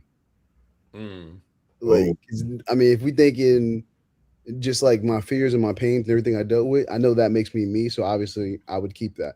But I mean, if I want to play the other side of it, the only way I'm taking that deal where he can wear my face is it depends on where you drop me. If you drop me somewhere where there's horrible people, let's do this. If you drop me somewhere where people are like decent and doing all right, I'm not taking the deal. That's a good point. I can't be no damn Pennywise. That mug crazy. He don't know if he was dying or being born. That's too much drama. No, I'll just hold on to my trauma. It's okay. You're right. I agree with you. I won't remember when I leave this shit show anyway. Pretty much. And I'm not coming back to help. Also, I want a big cracked ass forehead. I don't like that. Yeah, what is my God? Like that? What is going on here? Even Tim Curry had the forehead. It was different, but he had a forehead too. She said LaDante don't have no edges. Oh no! He got the curl going this way. He need to bring it forward. Come up some of that I got a quick head question. he got. Where do y'all think he was taking the kids while they were like? Did you already have a spot he was going to take all the kids that were floating? He was on his way out. Like out of Derry, but like. And he was going to put them in a cosmic refrigerator so he could eat them one by That's one. the point. That was his snacks on the way. He didn't know where he was going, but what he did know, where he was going next was be different from this place. Can I say that's one we missed? That was the extra moment of the season. He ain't need all them damn kids. No, he didn't eat them. It was given hocus pocus to be flat. Well, so they all gonna spoil by the time he gets to them. They can't even all fit. No, you keep them alive until then. There was one thing I noticed that he don't really eat all of you. He eats a part of you, and then Andy Muschietti mentioned that that'll come into play, like why he'd only eat certain parts of a person. I know why. Which also sounds like Jeepers Creepers. Yeah, But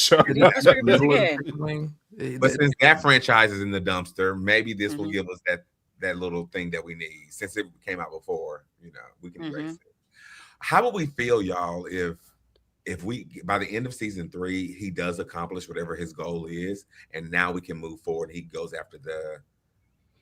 Well, if they're dead, he doesn't have to go after anybody. They're not born, I guess. At that And point. well, somebody's not born in the circle, right? I don't like that. I feel like that breaks my brain a little. I feel like it's predetermined probably, and he's going to fail, and it's going to be and then I'm okay with that. Don't do no crap where at the end of all of this we're like, and we're back at the beginning, and there's like some of the Losers Club missing, and I'm like, girl, I can't deal with that.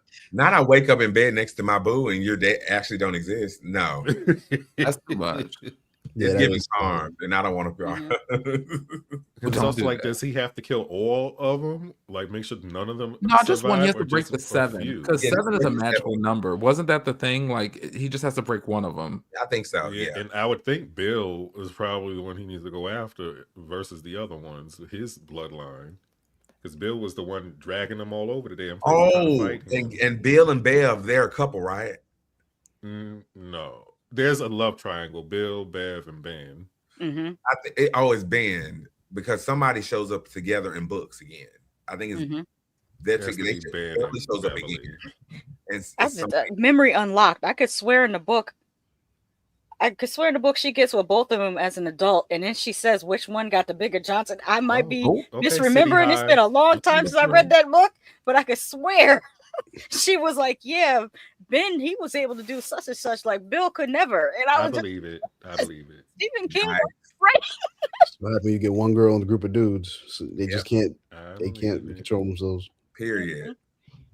You know what? I'm starting to feel like I understand the frustration around this time travel thing, right? Because like, let's keep it real. If Miss Mamas can travel across time and he just needs to stop one of them, why not just go to the nursery and stomp out one of the kids? It has to be more rules than that. Which was also an Avengers thought. Why not kill I'd be scared if that big ass thing showed up on the edge of my, like, they don't even gotta do much. Yeah. Just stand there. But I don't know. It's just weird. And then on top of that, like, it's almost like,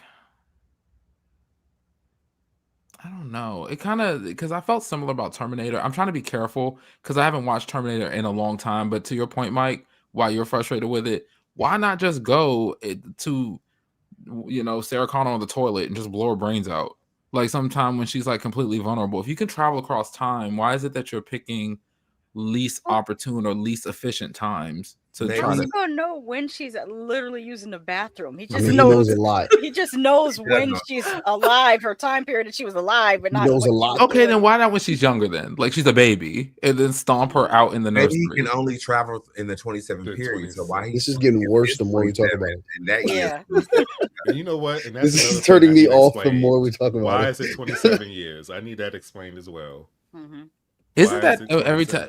Doesn't Saturn return in every 20? I'm sorry, let me not do that. Or Locust. How long in between Locust coming? I can't remember the years. Is it 27 years for Locust? Google. I know it's a long time. It's a crazy number. I remember that. Let's be real.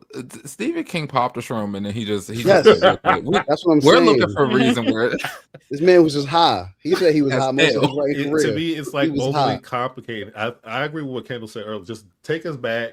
We know he don't die, so just bring us the other seasons and just let us be done with it. Yeah, that's the plot. Locust is 11 years, but sometimes they have gaps between 10 and 15 years. Okay. Yeah, that's all the stuff we added. That's the plot of like a B movie. This is a quality, like well-written show. Like, let it do its thing. We don't need more reason. People like Pennywise. Just write the story. Just as write a fan of Amityville, It's About Time. I am very offended by this dialogue right now. Is that the one about the clock? Yes, ma'am. Okay. I have answers. Okay, so this make me dislike Terminator, and I love Terminator. This is actually a whole theory about the number 27 as relates to this. Okay. So the eerie real world coincidence in the 1990 miniseries, Tim Curry played Pennywise in 1990. 2017, 27 years later, Bill Skarsgård plays it 2017. The Mask 2017 minus 1990 is 27. Yes. The actor Bill Skarsgård was exactly 27 when the 2017 movie was released. Also, Saturn Returns happened every 27 to 29 years. Oh, so the Saturn Period of Returns great was something. upheaval where you move from youth into true adulthood and face your biggest test. So that's very interesting. So I don't know if Stephen was that into it, but that's really great. Yeah, because your frontal lobe is supposed to finish developing. Well, for neurotypicals, it's at 27. For neurodivergence, like people with ADHD, it's 37. So yeah, and then also it's about a cycle, right? Mhm. I taunted you when you were a kid. 27, you're an adult. You forget. I got your kids next time. I'm gonna handle you. Somebody in your family's gonna die. That was a lot. You see, this is why I fuck with It's a the lot. series, and I just leave it at that because this Yeah, I'm getting tired just talking about it now. Yeah, we're gonna need like an Advil, but let's talk about what they're saying in Derry before we get out of here. Let's see, Shasha, please. King Katsu says it took on the Hanlons, the Toziers, even killed a Urus boy. My guess is the next season's ancestors will be the Marshes, Denboroughs, and Hanscom. Okay. No. I agree with Marsh. That's Bev, right? Yeah. I agree with that one. Ryan. Spoilers for the final episode to Welcome to Derry. Depiction for future seasons. In season 2, Eddie and Stanley's descendants will be in the gang shootout era. In season 3, Bill, Ben, and maybe Beverly's descendants will be in the explosion era. That's interesting. Kendall, please. Me in a moment, welcome to Derry, turn Pennywise into an alien. And then in response, there are so many dummies. I was telling Mark my favorite thing about this is because some people have not even heard of this. So I love like all the theories and people don't know anything, but everybody's arguing with each other. Like the people who know everything are arguing with the people who don't know shit. And it's funny to watch. It's always like that. You know nothing. You know nothing. What was the argument? I think that was Lily hanging in the end. That was Lily. Oh, people were saying you know what's crazy? I actually, in the end, I was happy that she had a happy ending. I guess all of them had a happy ending. I want her lobotomized, but all right. Oh my gosh. The night's still young. I want her. Not she deserves it. I want it. Michael, please do this. The name and all. Now I'm not gonna be able to do this without laughing. Pennywise when he gets to nibbling on the niggas. This one got some sweetness to it. Out of control. Oh gosh. Especially, I'm not gonna say that. Never mind. Okay, next one. When I tell y'all Pennywise would have gotten dragged every which way but loose against Auburn. Agreed. Because if I say it again, I take it all back. If Dick can do his little thing, this must be Jean Grey because I think she would have wiped the floor with Pennywise. And they both POCs. We love that. Yeah. Let them pass the torch. Give us a new show. I'm gonna popcorn this to. We're gonna go reverse. Michael, please. The reveal that the audience, along with Pennywise, are going back in time each season because time isn't linear for him, and we're actually following him trying to prevent his death. You heard it here first. Headache. Sorry, guys. Okay, Michael, please tell us about Professor X. I mean, Kendall. My God. Putting Michael to work. Look. It's like I felt like I was back in school and I did my one paragraph. They gave me an extra one. He in a time loop now. You're next. You're next. That's hilarious. Oh man, I want a spin-off series of Halloran initial experience at the Stanley Hotel. Chris Chalk played the fuck out this role. I need to see this character on my screen again. Agreed, 1000%. Please. He's definitely the standout. So. Decision makers, if you're watching this, we are calling for this. And you can do it like if what's the show they did with Homegirl from Misery. Castle Rock. Castle Rock. They did a great job with Castle Rock. Y'all could do that with The Shining. He will be better fit for season 3 of Castle Rock at the Overlook Hotel, because at the end of season 2 of Castle Rock, the girl mentioned she was going to stay at the Overlook Hotel. It's all here. Give it to us, please. Yeah, I need to see this dude on camera again. He's awesome. And then we find out he's Aubrey's granddaddy. Like, I'm just kidding. Ryan. Margaret Tozier confirmed Lily isn't Beverly's mom. Will and Ronnie got their happy endings. Beverly Marsh cameo. Rich's ghost being crucial to defeating Pennywise. This was a great season finale. Facts. Winning. I have a question. So, are we to believe that the spirits of other people can help it just in general? Like, I feel like they added on with the series, obviously. Yeah. When I'm watching this, I can't help but think to the movies now, and I'm like, okay, well, there were dead kids in the part of the group in that wasn't doing shit. Yeah. So I'm trying to like, it's making me think of all these other random ass questions. Ooh. Could it be because he said that his grandfather was how would he called it? Babalao. Yeah, Babalao. Maybe that's why there was like a certain spirituality in him. That could be interesting. That makes sense. I think because he wasn't devoured by Freddy Krueger, that he had he was able to do other things, right? He wasn't in his chest or on a pizza, you know, he was actually free in the spirit realm. And because Dick Halloran was having access to that and was getting help from the ancestors knew a cool way to help was with Richie. And that moment when they felt him, it was nice. I will say I never got emotional about Richie, but I did water up a little bit when he came and saved the day. I was like, oh my God, that's so adorable. Yeah. Love that guy. Yeah, it was a super cute scene.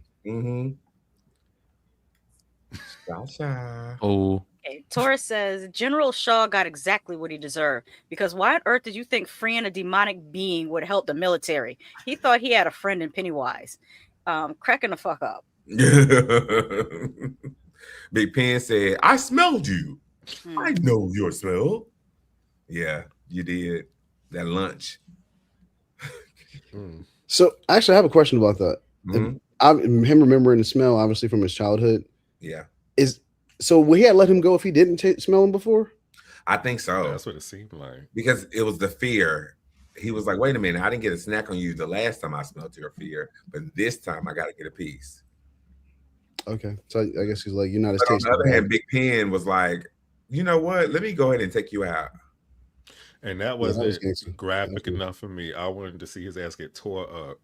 Oh, yeah, limb by limb. Pennywise when he saw Halloran's hand. Can they please?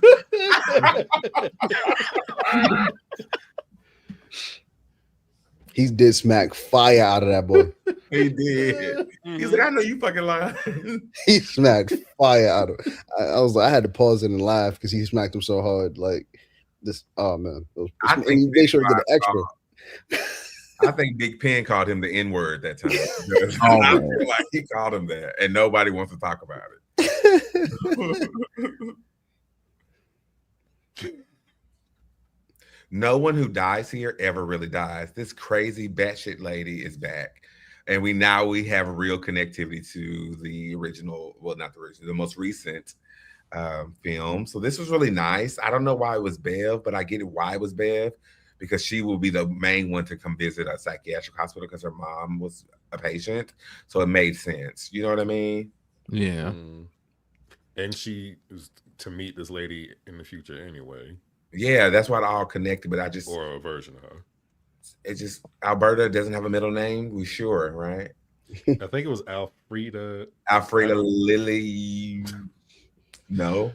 I think, was it Nightmare Files who mentioned that Lily may be Henry Bowers' mother? I think that could be a thing. Lily gets with the Bowers is insane, but it's actually maybe on brand for her. It's Derry. I mean, you got slim pickings there, and I mean, look at this. I can't say that, but look at this challenge lady. She has been waiting for years for her father to come back. You're not my father. No shit, yeah. lady. Everybody knows. Actually, that's the third thing that don't make no sense. Her, Charlotte and them staying, and then his damn military reasoning for wanting Pennywise. Those three things, they could have worked those out a little better. You're not my daddy. What gave it away, dipshit? The babies. No shit, lady. Literally ate a child in front of you. Yeah. And you fed him 27 years prior to this. So I don't understand why you're still keeping up with this idea. That's your daddy. Yeah. Mama had a screw loose. Weird. Grow up quickly. Kendell. Oh, I'm sorry. That is. Pennywise, the dark meat tastes twice as sweet. It was crazy. Not too much. Sorry, no, it's too funny. That's... Oh no, that was crazy. Yeah, I ain't gonna lie. Pennywise was in his bag these last two episodes. These phone calls between Will and he was in his bag because my man gaslit the hell out of Will and then appeared on top of his refrigerator. You could have just showed up. You ain't had to get riled up and then come to the crib on it. Kendell, if Run Up and Done Up was a person, it was definitely Big Pen in that moment because he said, "Will, what did you say?" Oh, okay, yeah. I didn't know he held grudges, but apparently he held grudges. Big grudges. It must have been crazy to shoot that scene because remember, Alexander Skarsgård's like 6'4" or 6'5". Put his big ass on top of that refrigerator. It's crazy. They showed the clips of that scene. It's pretty cool. Ronnie was reading her lines, and then they started both reading the lines. It's so much fun to be a part of that. Yeah, that's crazy. That man is petty. He really is petty pen because that's wild. Big Pen is real. Can we see a better version of that? Let's see. That ain't a good one. Scale us along the sides. One moment. There we go. There we go. His death is actually his birth. Oh, is this an explanation? Yeah, because he does go back to being a baby. Like when a Losers Club is defeating him, he turns into a baby first. Oh, yeah. That made me more confused. But then it's like, but why add the heart? And it's just like, y'all giving Big Pen too much about his poetry. Okay, he's just trying to tell y'all. I almost feel like the mystery of Pennywise is a part, should be a part of it because explaining too much it's a lot. But maybe they'll do it well. I don't know, but is this what it's like to look in the deadlights? Because I'm overwhelmed. All right. You know what? Maybe life is the deadlights. It's a lot to gather. It is. And it just, I don't know, man. It feels like too much. And I feel like even with him going backwards, if he's Pennywise before, when did he take Bob Gray's form? 1908. Okay, so he still can be Pennywise by the time they do that. Yeah. Okay, because I figured if they go too far back, he's gonna be an entity. That's fine. It won't be fun for viewership because people want to see Pennywise. I mean, we'll probably. I can't say. I would do half and half. If I would do season 3, maybe the last 3 episodes would probably teeter to another generation, maybe the future, because I don't know how much we can do with that one. Yeah. To your point, without seeing Pennywise, but seeing an entity roam around this forest is giving what's that? You can't make noise. You can't make noise with these creatures. Quiet Place. It's giving Quiet Place in Derry with indigenous people, and I want to see that. So yeah, I mean that could be fun. I'd be okay with that. It's like what Prey did for Predator. It's the same thing but different. Michelin Watch said, "Could that be?" Oh, sorry. Go ahead. Oh, Michelin Watch said, "Could that be tied to the flying baby in the beginning?"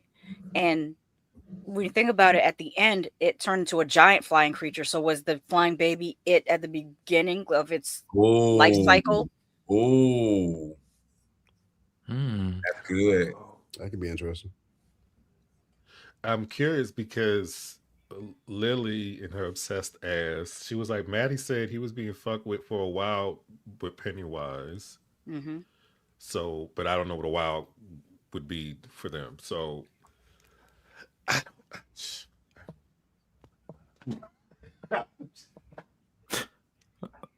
I need you to get. I'm really trying not to be biased because I feel like people think that I'm I love the miniseries so much that I hate this. And it's not that I hate it. I'm entertained. I'm definitely more entertained by this than the miniseries. It's a very. I feel like I'm watching Megan, but a clown with some kids, and he's ripping body Megan like, is a limbs up. rough So comparison. you're saying this is campy? It is slightly campy, but it's very like we just needed a horror character. We got one here, so it's cheering for Pennywise versus, which is fine, but cheering for Pennywise versus like being scared of it. Like I want to see him. I'm cheering to see it. Mm-hmm. That's valid, especially when he turned racist. That is valid. Yeah, especially with racist, the whole town. Well, not the whole town, but most of the town essentially being racist. It's almost like they have to focus on kids for you to feel bad for somebody dying. For sure. Yes. But that is actually a smart thing to do as a writer, to create this universe that is so siloed, where you have only a limited story you could actually tell, but now you don't have a limited story. Yeah. It's actually smart. Oh, I did. Michael. Yes. Oh, not that I'm complaining, but I was fully prepared for there to be more casualties in the finale. Facts. Yeah, that was the last one. But they did so. Welcome to Derry's Twitter page. They like after every episode they post like a news bulletin from the newspaper. Mm-hmm. So the following day, I'm not gonna read this whole thing, but basically in the newspaper says residents of Derry awoke yesterday to find their town engulfed in a dense rolling fog that lingered well into the evening and left devastation in the wake. Officials have confirmed multiple casualties, though the details surrounding the incident remain unclear. Those who experienced the event firsthand struggle to recall exactly what occurred, their memories fractured and conflicting. So that's how fast the shit is.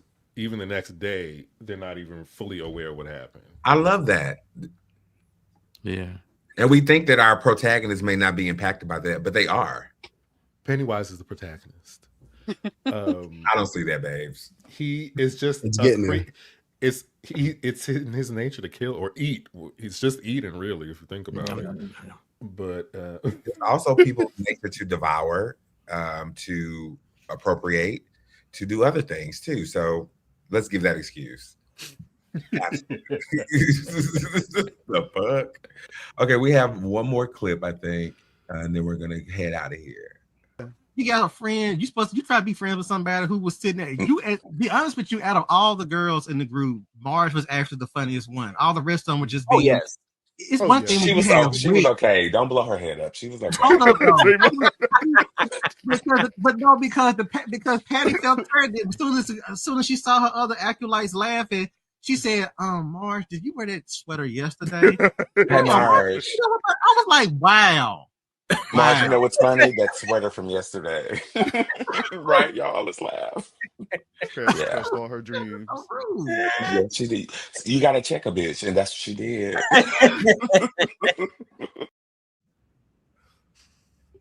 It's me amening from the background, like thank you. I'm gonna get us all patty cake shirts and prompt for season. No, you're not. Listen, hear me out. I ain't putting that on this body, honey. Listen, I'm gonna send everybody patty cake shirts, and then on season 2 premiere, everybody wear their patty cake shirts. You want them to be the pink lady so bad. I was not there at all. I told you she's Rizzo, the ringleader slut. That's she's Rizzo. Okay, so before we get out of here, y'all, this has been amazing. This has been cinema. It's so many things we can talk about this show and the potential thereof forever, and I think forever will get here. But my final thought, and I'll kick it off, is that I love a through line. I love continuity. So this show really worked for me. It created and expanded stuff, even from Dr. Sleep to The Shining. They expanded a lore, and it's making me really excited for what's to come next in this universe. You know, we have Anne Rice, and now we have Stephen King, who is busting out the gate with all his new properties. I'm excited for Carrie. I think the Scream Queens will be maybe tackling Carrie when it gets ready to come out, so that will be exciting. Shasha, I'm super excited to see that show and see what they do with it, and hopefully we'll get an announcement that Halloran will have a spinoff. And that's all I got. And I give the show, agree with Bobby, a 4.5. So I'm going to popcorn to Ryan, you're ready. I have to give it a 4.5 too. Like, it was just such a strong delivery. I really loved it. I mean, personally, talking with y'all, I can see some of the pain points, but when I was actually in the moment, I think maybe I accidentally suspended disbelief. Like, I was just really sucked into it. I felt like it made me happy that old boy came back and reprised himself as Pennywise. I love seeing so much of us in it. Like, there were so many Black characters, and some of them brought so much weight with them, like Dick Halloran. I was a huge fan of Dr. Sleep, so like definitely seeing like that box thing kind of revisited and retooled here, and it actually made sense, because I think that's a place where things can get kind of messy sometimes, like dealing with Pennywise and dealing with the Shine, and like there's a natural through line, but like it could have went left really quickly, but it ended up not going that way. And then the kids, they were romanticized, like they felt like a losers club. We knew that they weren't going to beat Pennywise, but I think that made the stakes high for me, because I thought they could all just die. Because I mean, at the end of the day, like, what is there to lose? Except for the ones we knew had kids, we knew they'd survive. But that was buried under enough where I think enough people probably wouldn't have caught that like some of these were their parents. So I think they did a good job. It was really cute marrying the old and the new. I think they did a really good job, and I really want to see more. Yeah. Now you have the popcorn, Michael. Oh, I'm gonna preface this by saying I was highly entertained. Every episode, of course, I have my little things here and there that I was not feeling. Like I mentioned, the time aspect. I don't know about that. I'm not even a fan of connecting the kids' parents and all that, because I feel like it's almost like it's fated to be these kids, and it's making it bigger. I kind of just prefer Pennywise as killing bitches. Oh, you just happen to be alive in this time period? I'm killing you. Not, oh, you're the parents' kid. To me, it's just, I don't know. There's a lot going on, and I get it. It's, well, lore building and world building and wanting to make connections, but sometimes I think we could overdo it. And I was, again, entertained, but I'm curious to know next season how it'll be. I want to feel more dread and despair. I want y'all to really, really dig into these bitches' sides and take them out. I don't care if they're good characters or not. And I don't want 8 survivors or however many was at the end of this, like we just saw in the finale. And Shasha. I really like the story in this.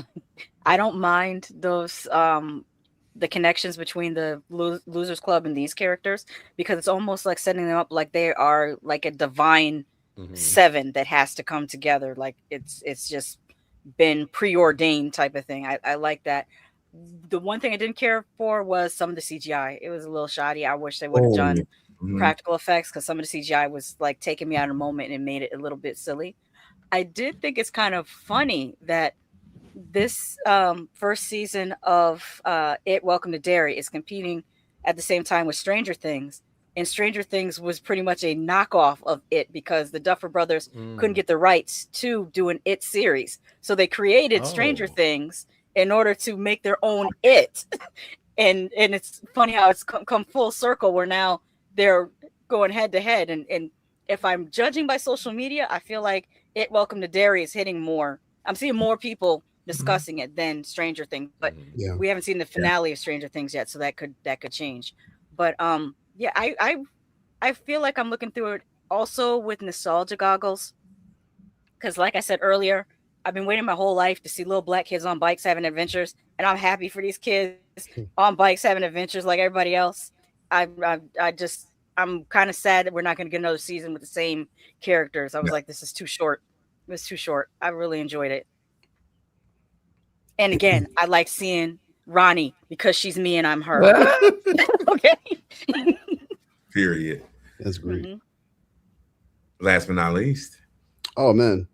Yeah, I really enjoyed it. I don't know how to rate it out of a 5, I guess. I'd give it at a minimum 4.5. Honestly, probably even more because of how much I enjoyed it.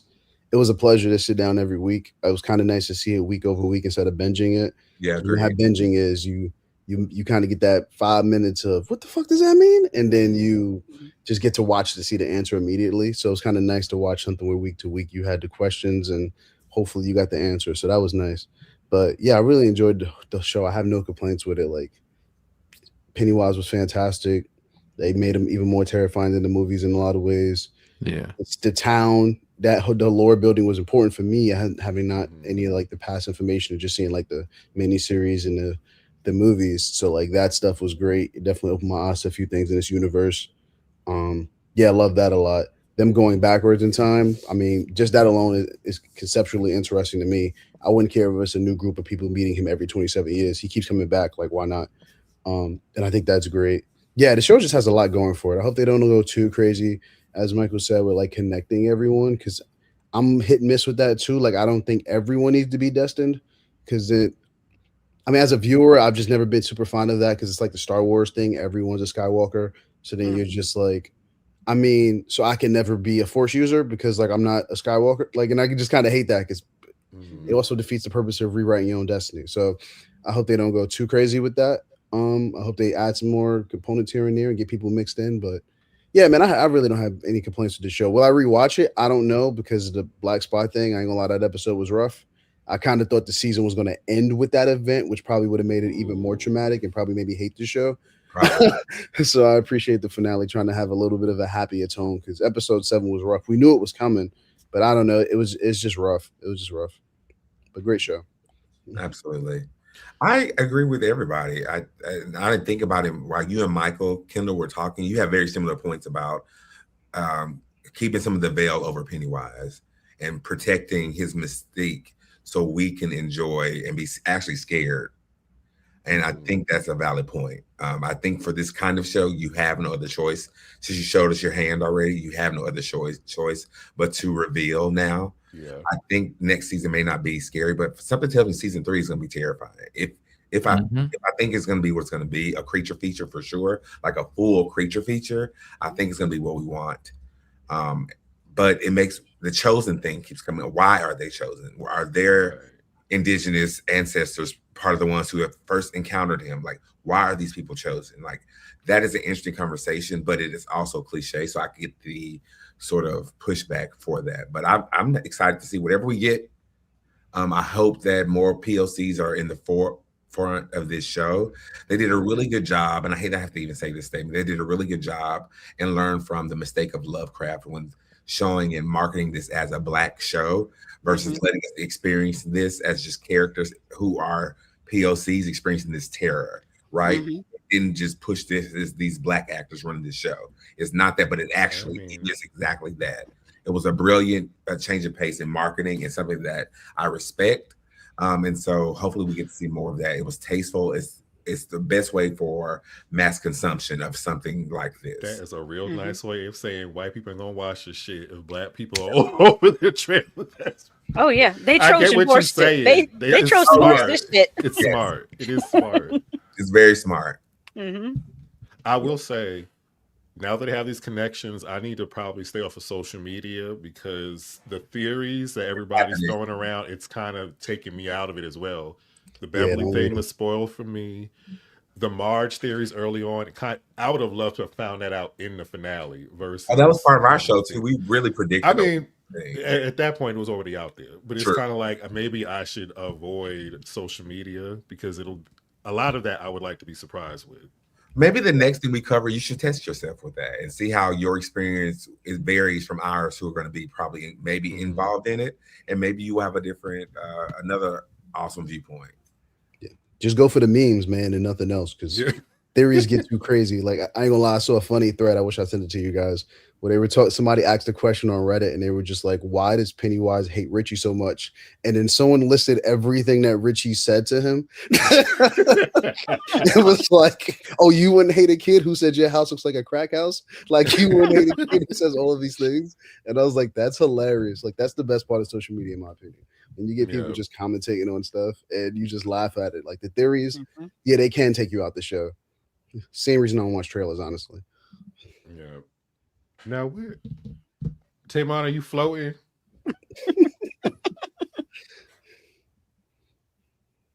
Let's see. So Nightmare They very well. I think the further in the past they go, they could make it scarier, especially the third one, because with carnivals, for some reason, I don't like that. That kind of freaks me out a little bit. There's less technology. We'll be in the woods a little bit more, probably. True. So that opens up a lot of different things that could be scary.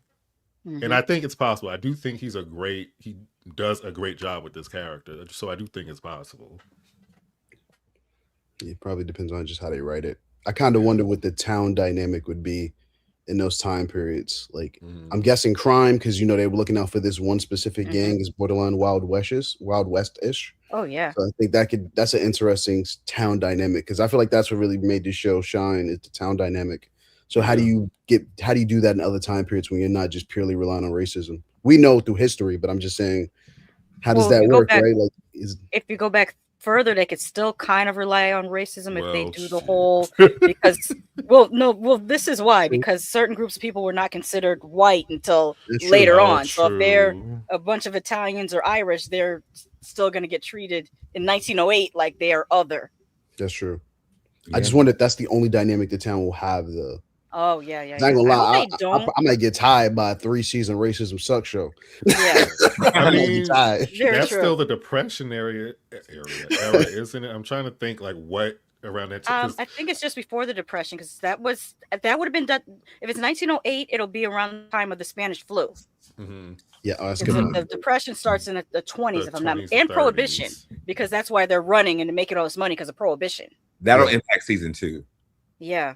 Because I feel like Stephen King intentionally, like you were mentioning earlier, added like real life events and shit to this. So I'm trying to, like we're saying, there'll probably be racism in it. I honestly don't even know how many black people are going to be in it. That's what I think. In 35. That's why I was saying they don't actually have to have black people, because back in those times, the black people of that area would be the Irish and the Italians, because they weren't considered white until like the 1940s, when they needed people to join up for World War II. Suddenly Italians are white now, where they weren't before it. And just like now we have white Latinos, which wasn't a thing when I was growing up. Like that wasn't a thing in the 80s, but it's a thing now. They just keep collecting groups of people that they're now considering or co-opting. Yeah. Whenever they lose numbers. Yep. This is wild. I love this. Did everybody give a score? I gave 4.5. Anything less than a 4.5 here tonight? 4. It's a 4 for me. Oh, you give it a 4? Okay. What about you, Ryan? I Ryan? forgot about the CGI. Shasha reminded me of that. So 4.5. Interesting. Was it the book or the show that explained him defecating in the water? I don't remember that at all. Pennywise? Yeah, they talk about him defecating in the water, which is it pollutes the water in Derry, which is why the temperament is always higher than most places. It's like a myrtle capital or something, right? So I think that's a part of the book. Maybe. Wow. One thing I remember, well, not that I read the whole book, but like I know that Pennywise also have offspring. I know that, but like eggs were a thing. But I don't know. What was Stephen King on? Cocaine. He said it. Cocaine. Yeah. Sure, he wasn't. So it was crazy. They mentioned it on the show. The natives mentioned like, okay, what is the augury is happening, and he's shedding in the water system. Right. And that's right. Like you said, the temperament's all rising and making things worse. So we know it's getting closer. But see, that was the part that was missing for me. If this is the conclusion of his feeding cycle, the town don't feel like they turned up for me, baby. I need them to talk like they want it. Ain't none of that's happening outside. Baby, they are. Nobody's mad but this mob who burned down the black spot. Where's the black showing out at? Yep, you're right. That's I need the patty cakes to be on 10. I need to be on 10. I need everybody to be turned up to be more than what they should be. Than just the mob. Didn't the newspaper write it up as an electrical fire? Yes. The black spot, they wrote it up as an electrical fire. And they basically blamed them, saying it was an illegal place of refuge for them. Negroes. Yeah. Where was the evil dies tonight energy? I needed that to be explained. That was at the Dew joint. Exactly. We had one night of that. Absolutely not. But honestly, that's why I thought that was going to be the conclusion of the season. Like, and maybe that's just my mind because I don't know how they wrote these stories completely. So I assumed the biggest event was the conclusion. I didn't assume that like we would get the black spot and then another event that's technically bigger happens, but like no one remembers it. That's just me, but that's how I interpret it because I figured the one we remember is the one that's usually the worst. But I guess the ones we don't, there's something in that too, but thematically. But that's why I assumed as such, which I was like, this is going to be a really shitty ending to the season. That all these people want to die, they're just going to write it off, and it's just like, well, it went back to sleep, and then now I'm just sitting here better. That's what I thought the season was going to end. To be honest with you, I'm glad it didn't pull a Game of Thrones or House of Dragon. Y'all need to finish this immediately. I'm still upset about Game of Thrones. That was the ending of that.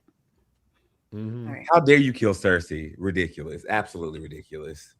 I didn't even watch the show yet, but thank you. Right. Right. I'm sorry. It's public domain. I don't want to hear it. You're right. No, I'm mad about Jon Snow training at the wall for 8 seasons just so he could follow Daenerys around saying, "You are my queen. You are my queen." Bitch, why did you train to be a warrior for 8 years and you didn't do nothing? You didn't do nothing to the finale. You that barely was got on the warrior dragon. or heroic. Blame the writers. I mean, didn't they get fired from a Marvel movie because they pretty much dropped Game of Thrones and they focused on Marvel? Then Marvel was like, "Go finish your show," and then it came out so bad they were like, "Nah, we good. Don't worry about it, friends." Nightmare, We you needed are on it. The eggs that it laid in the book were destroyed by Bill. Okay. Bill was just all over the place doing everything. I love Nightmare. We'll talk soon. All right, that was it for us, season 1, and let's talk about the ending. I think it said chapter 1. Chapter 1. Welcome to Derry. Yeah, it said Welcome to Derry, chapter 1. Or was it?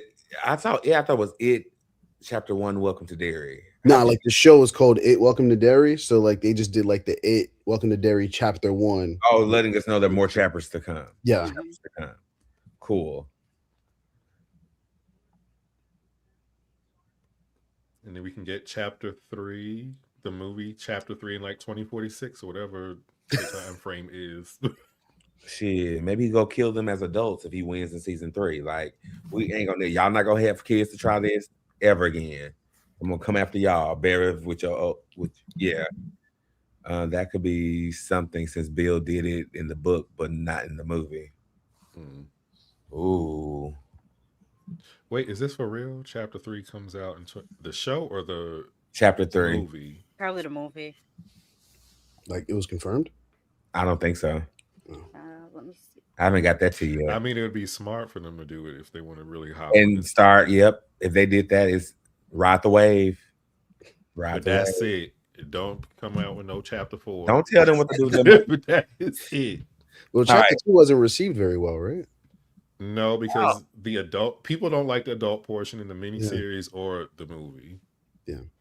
And they gave all of goddamn Mike's characteristics to Ben. They did. Yeah. And turn his parents into crackheads. I will never forgive them for that. And since we know who his dad is now, that really pissed me off. Well, that's his grandfather. That's supposed to be his grandfather. I mean, Leroy is really strict, so all I'm gonna say is that he probably drove him to it. I don't know. I wonder if they remember since they're the Guardians. I wonder if Rose made them some special bark tea too, so they can always look at what's going on. That's the thought. Maybe the tea helped because she seemed to remember. Well, she didn't leave, but that don't mean it. But people who live there still don't remember. Right, but the group, the children, the maturing, whatever you call them, they're aware of what's going on. Oh yeah. So maybe they do have some sort of properties they can use, like that root, and that doesn't affect them. That's a good point. I didn't think of that. I hope Halloran left with some of that root, a whole bunch of it. Back. Fuck them kids. Spend your money. Fuck them kids. Play music loud. Fuck them kids. Stay up late. Fuck them kids. Stay on the phone. Fuck them kids. Talk too much. Fuck them kids. Don't listen. Fuck them kids. Don't clean up. Man, fuck them kids.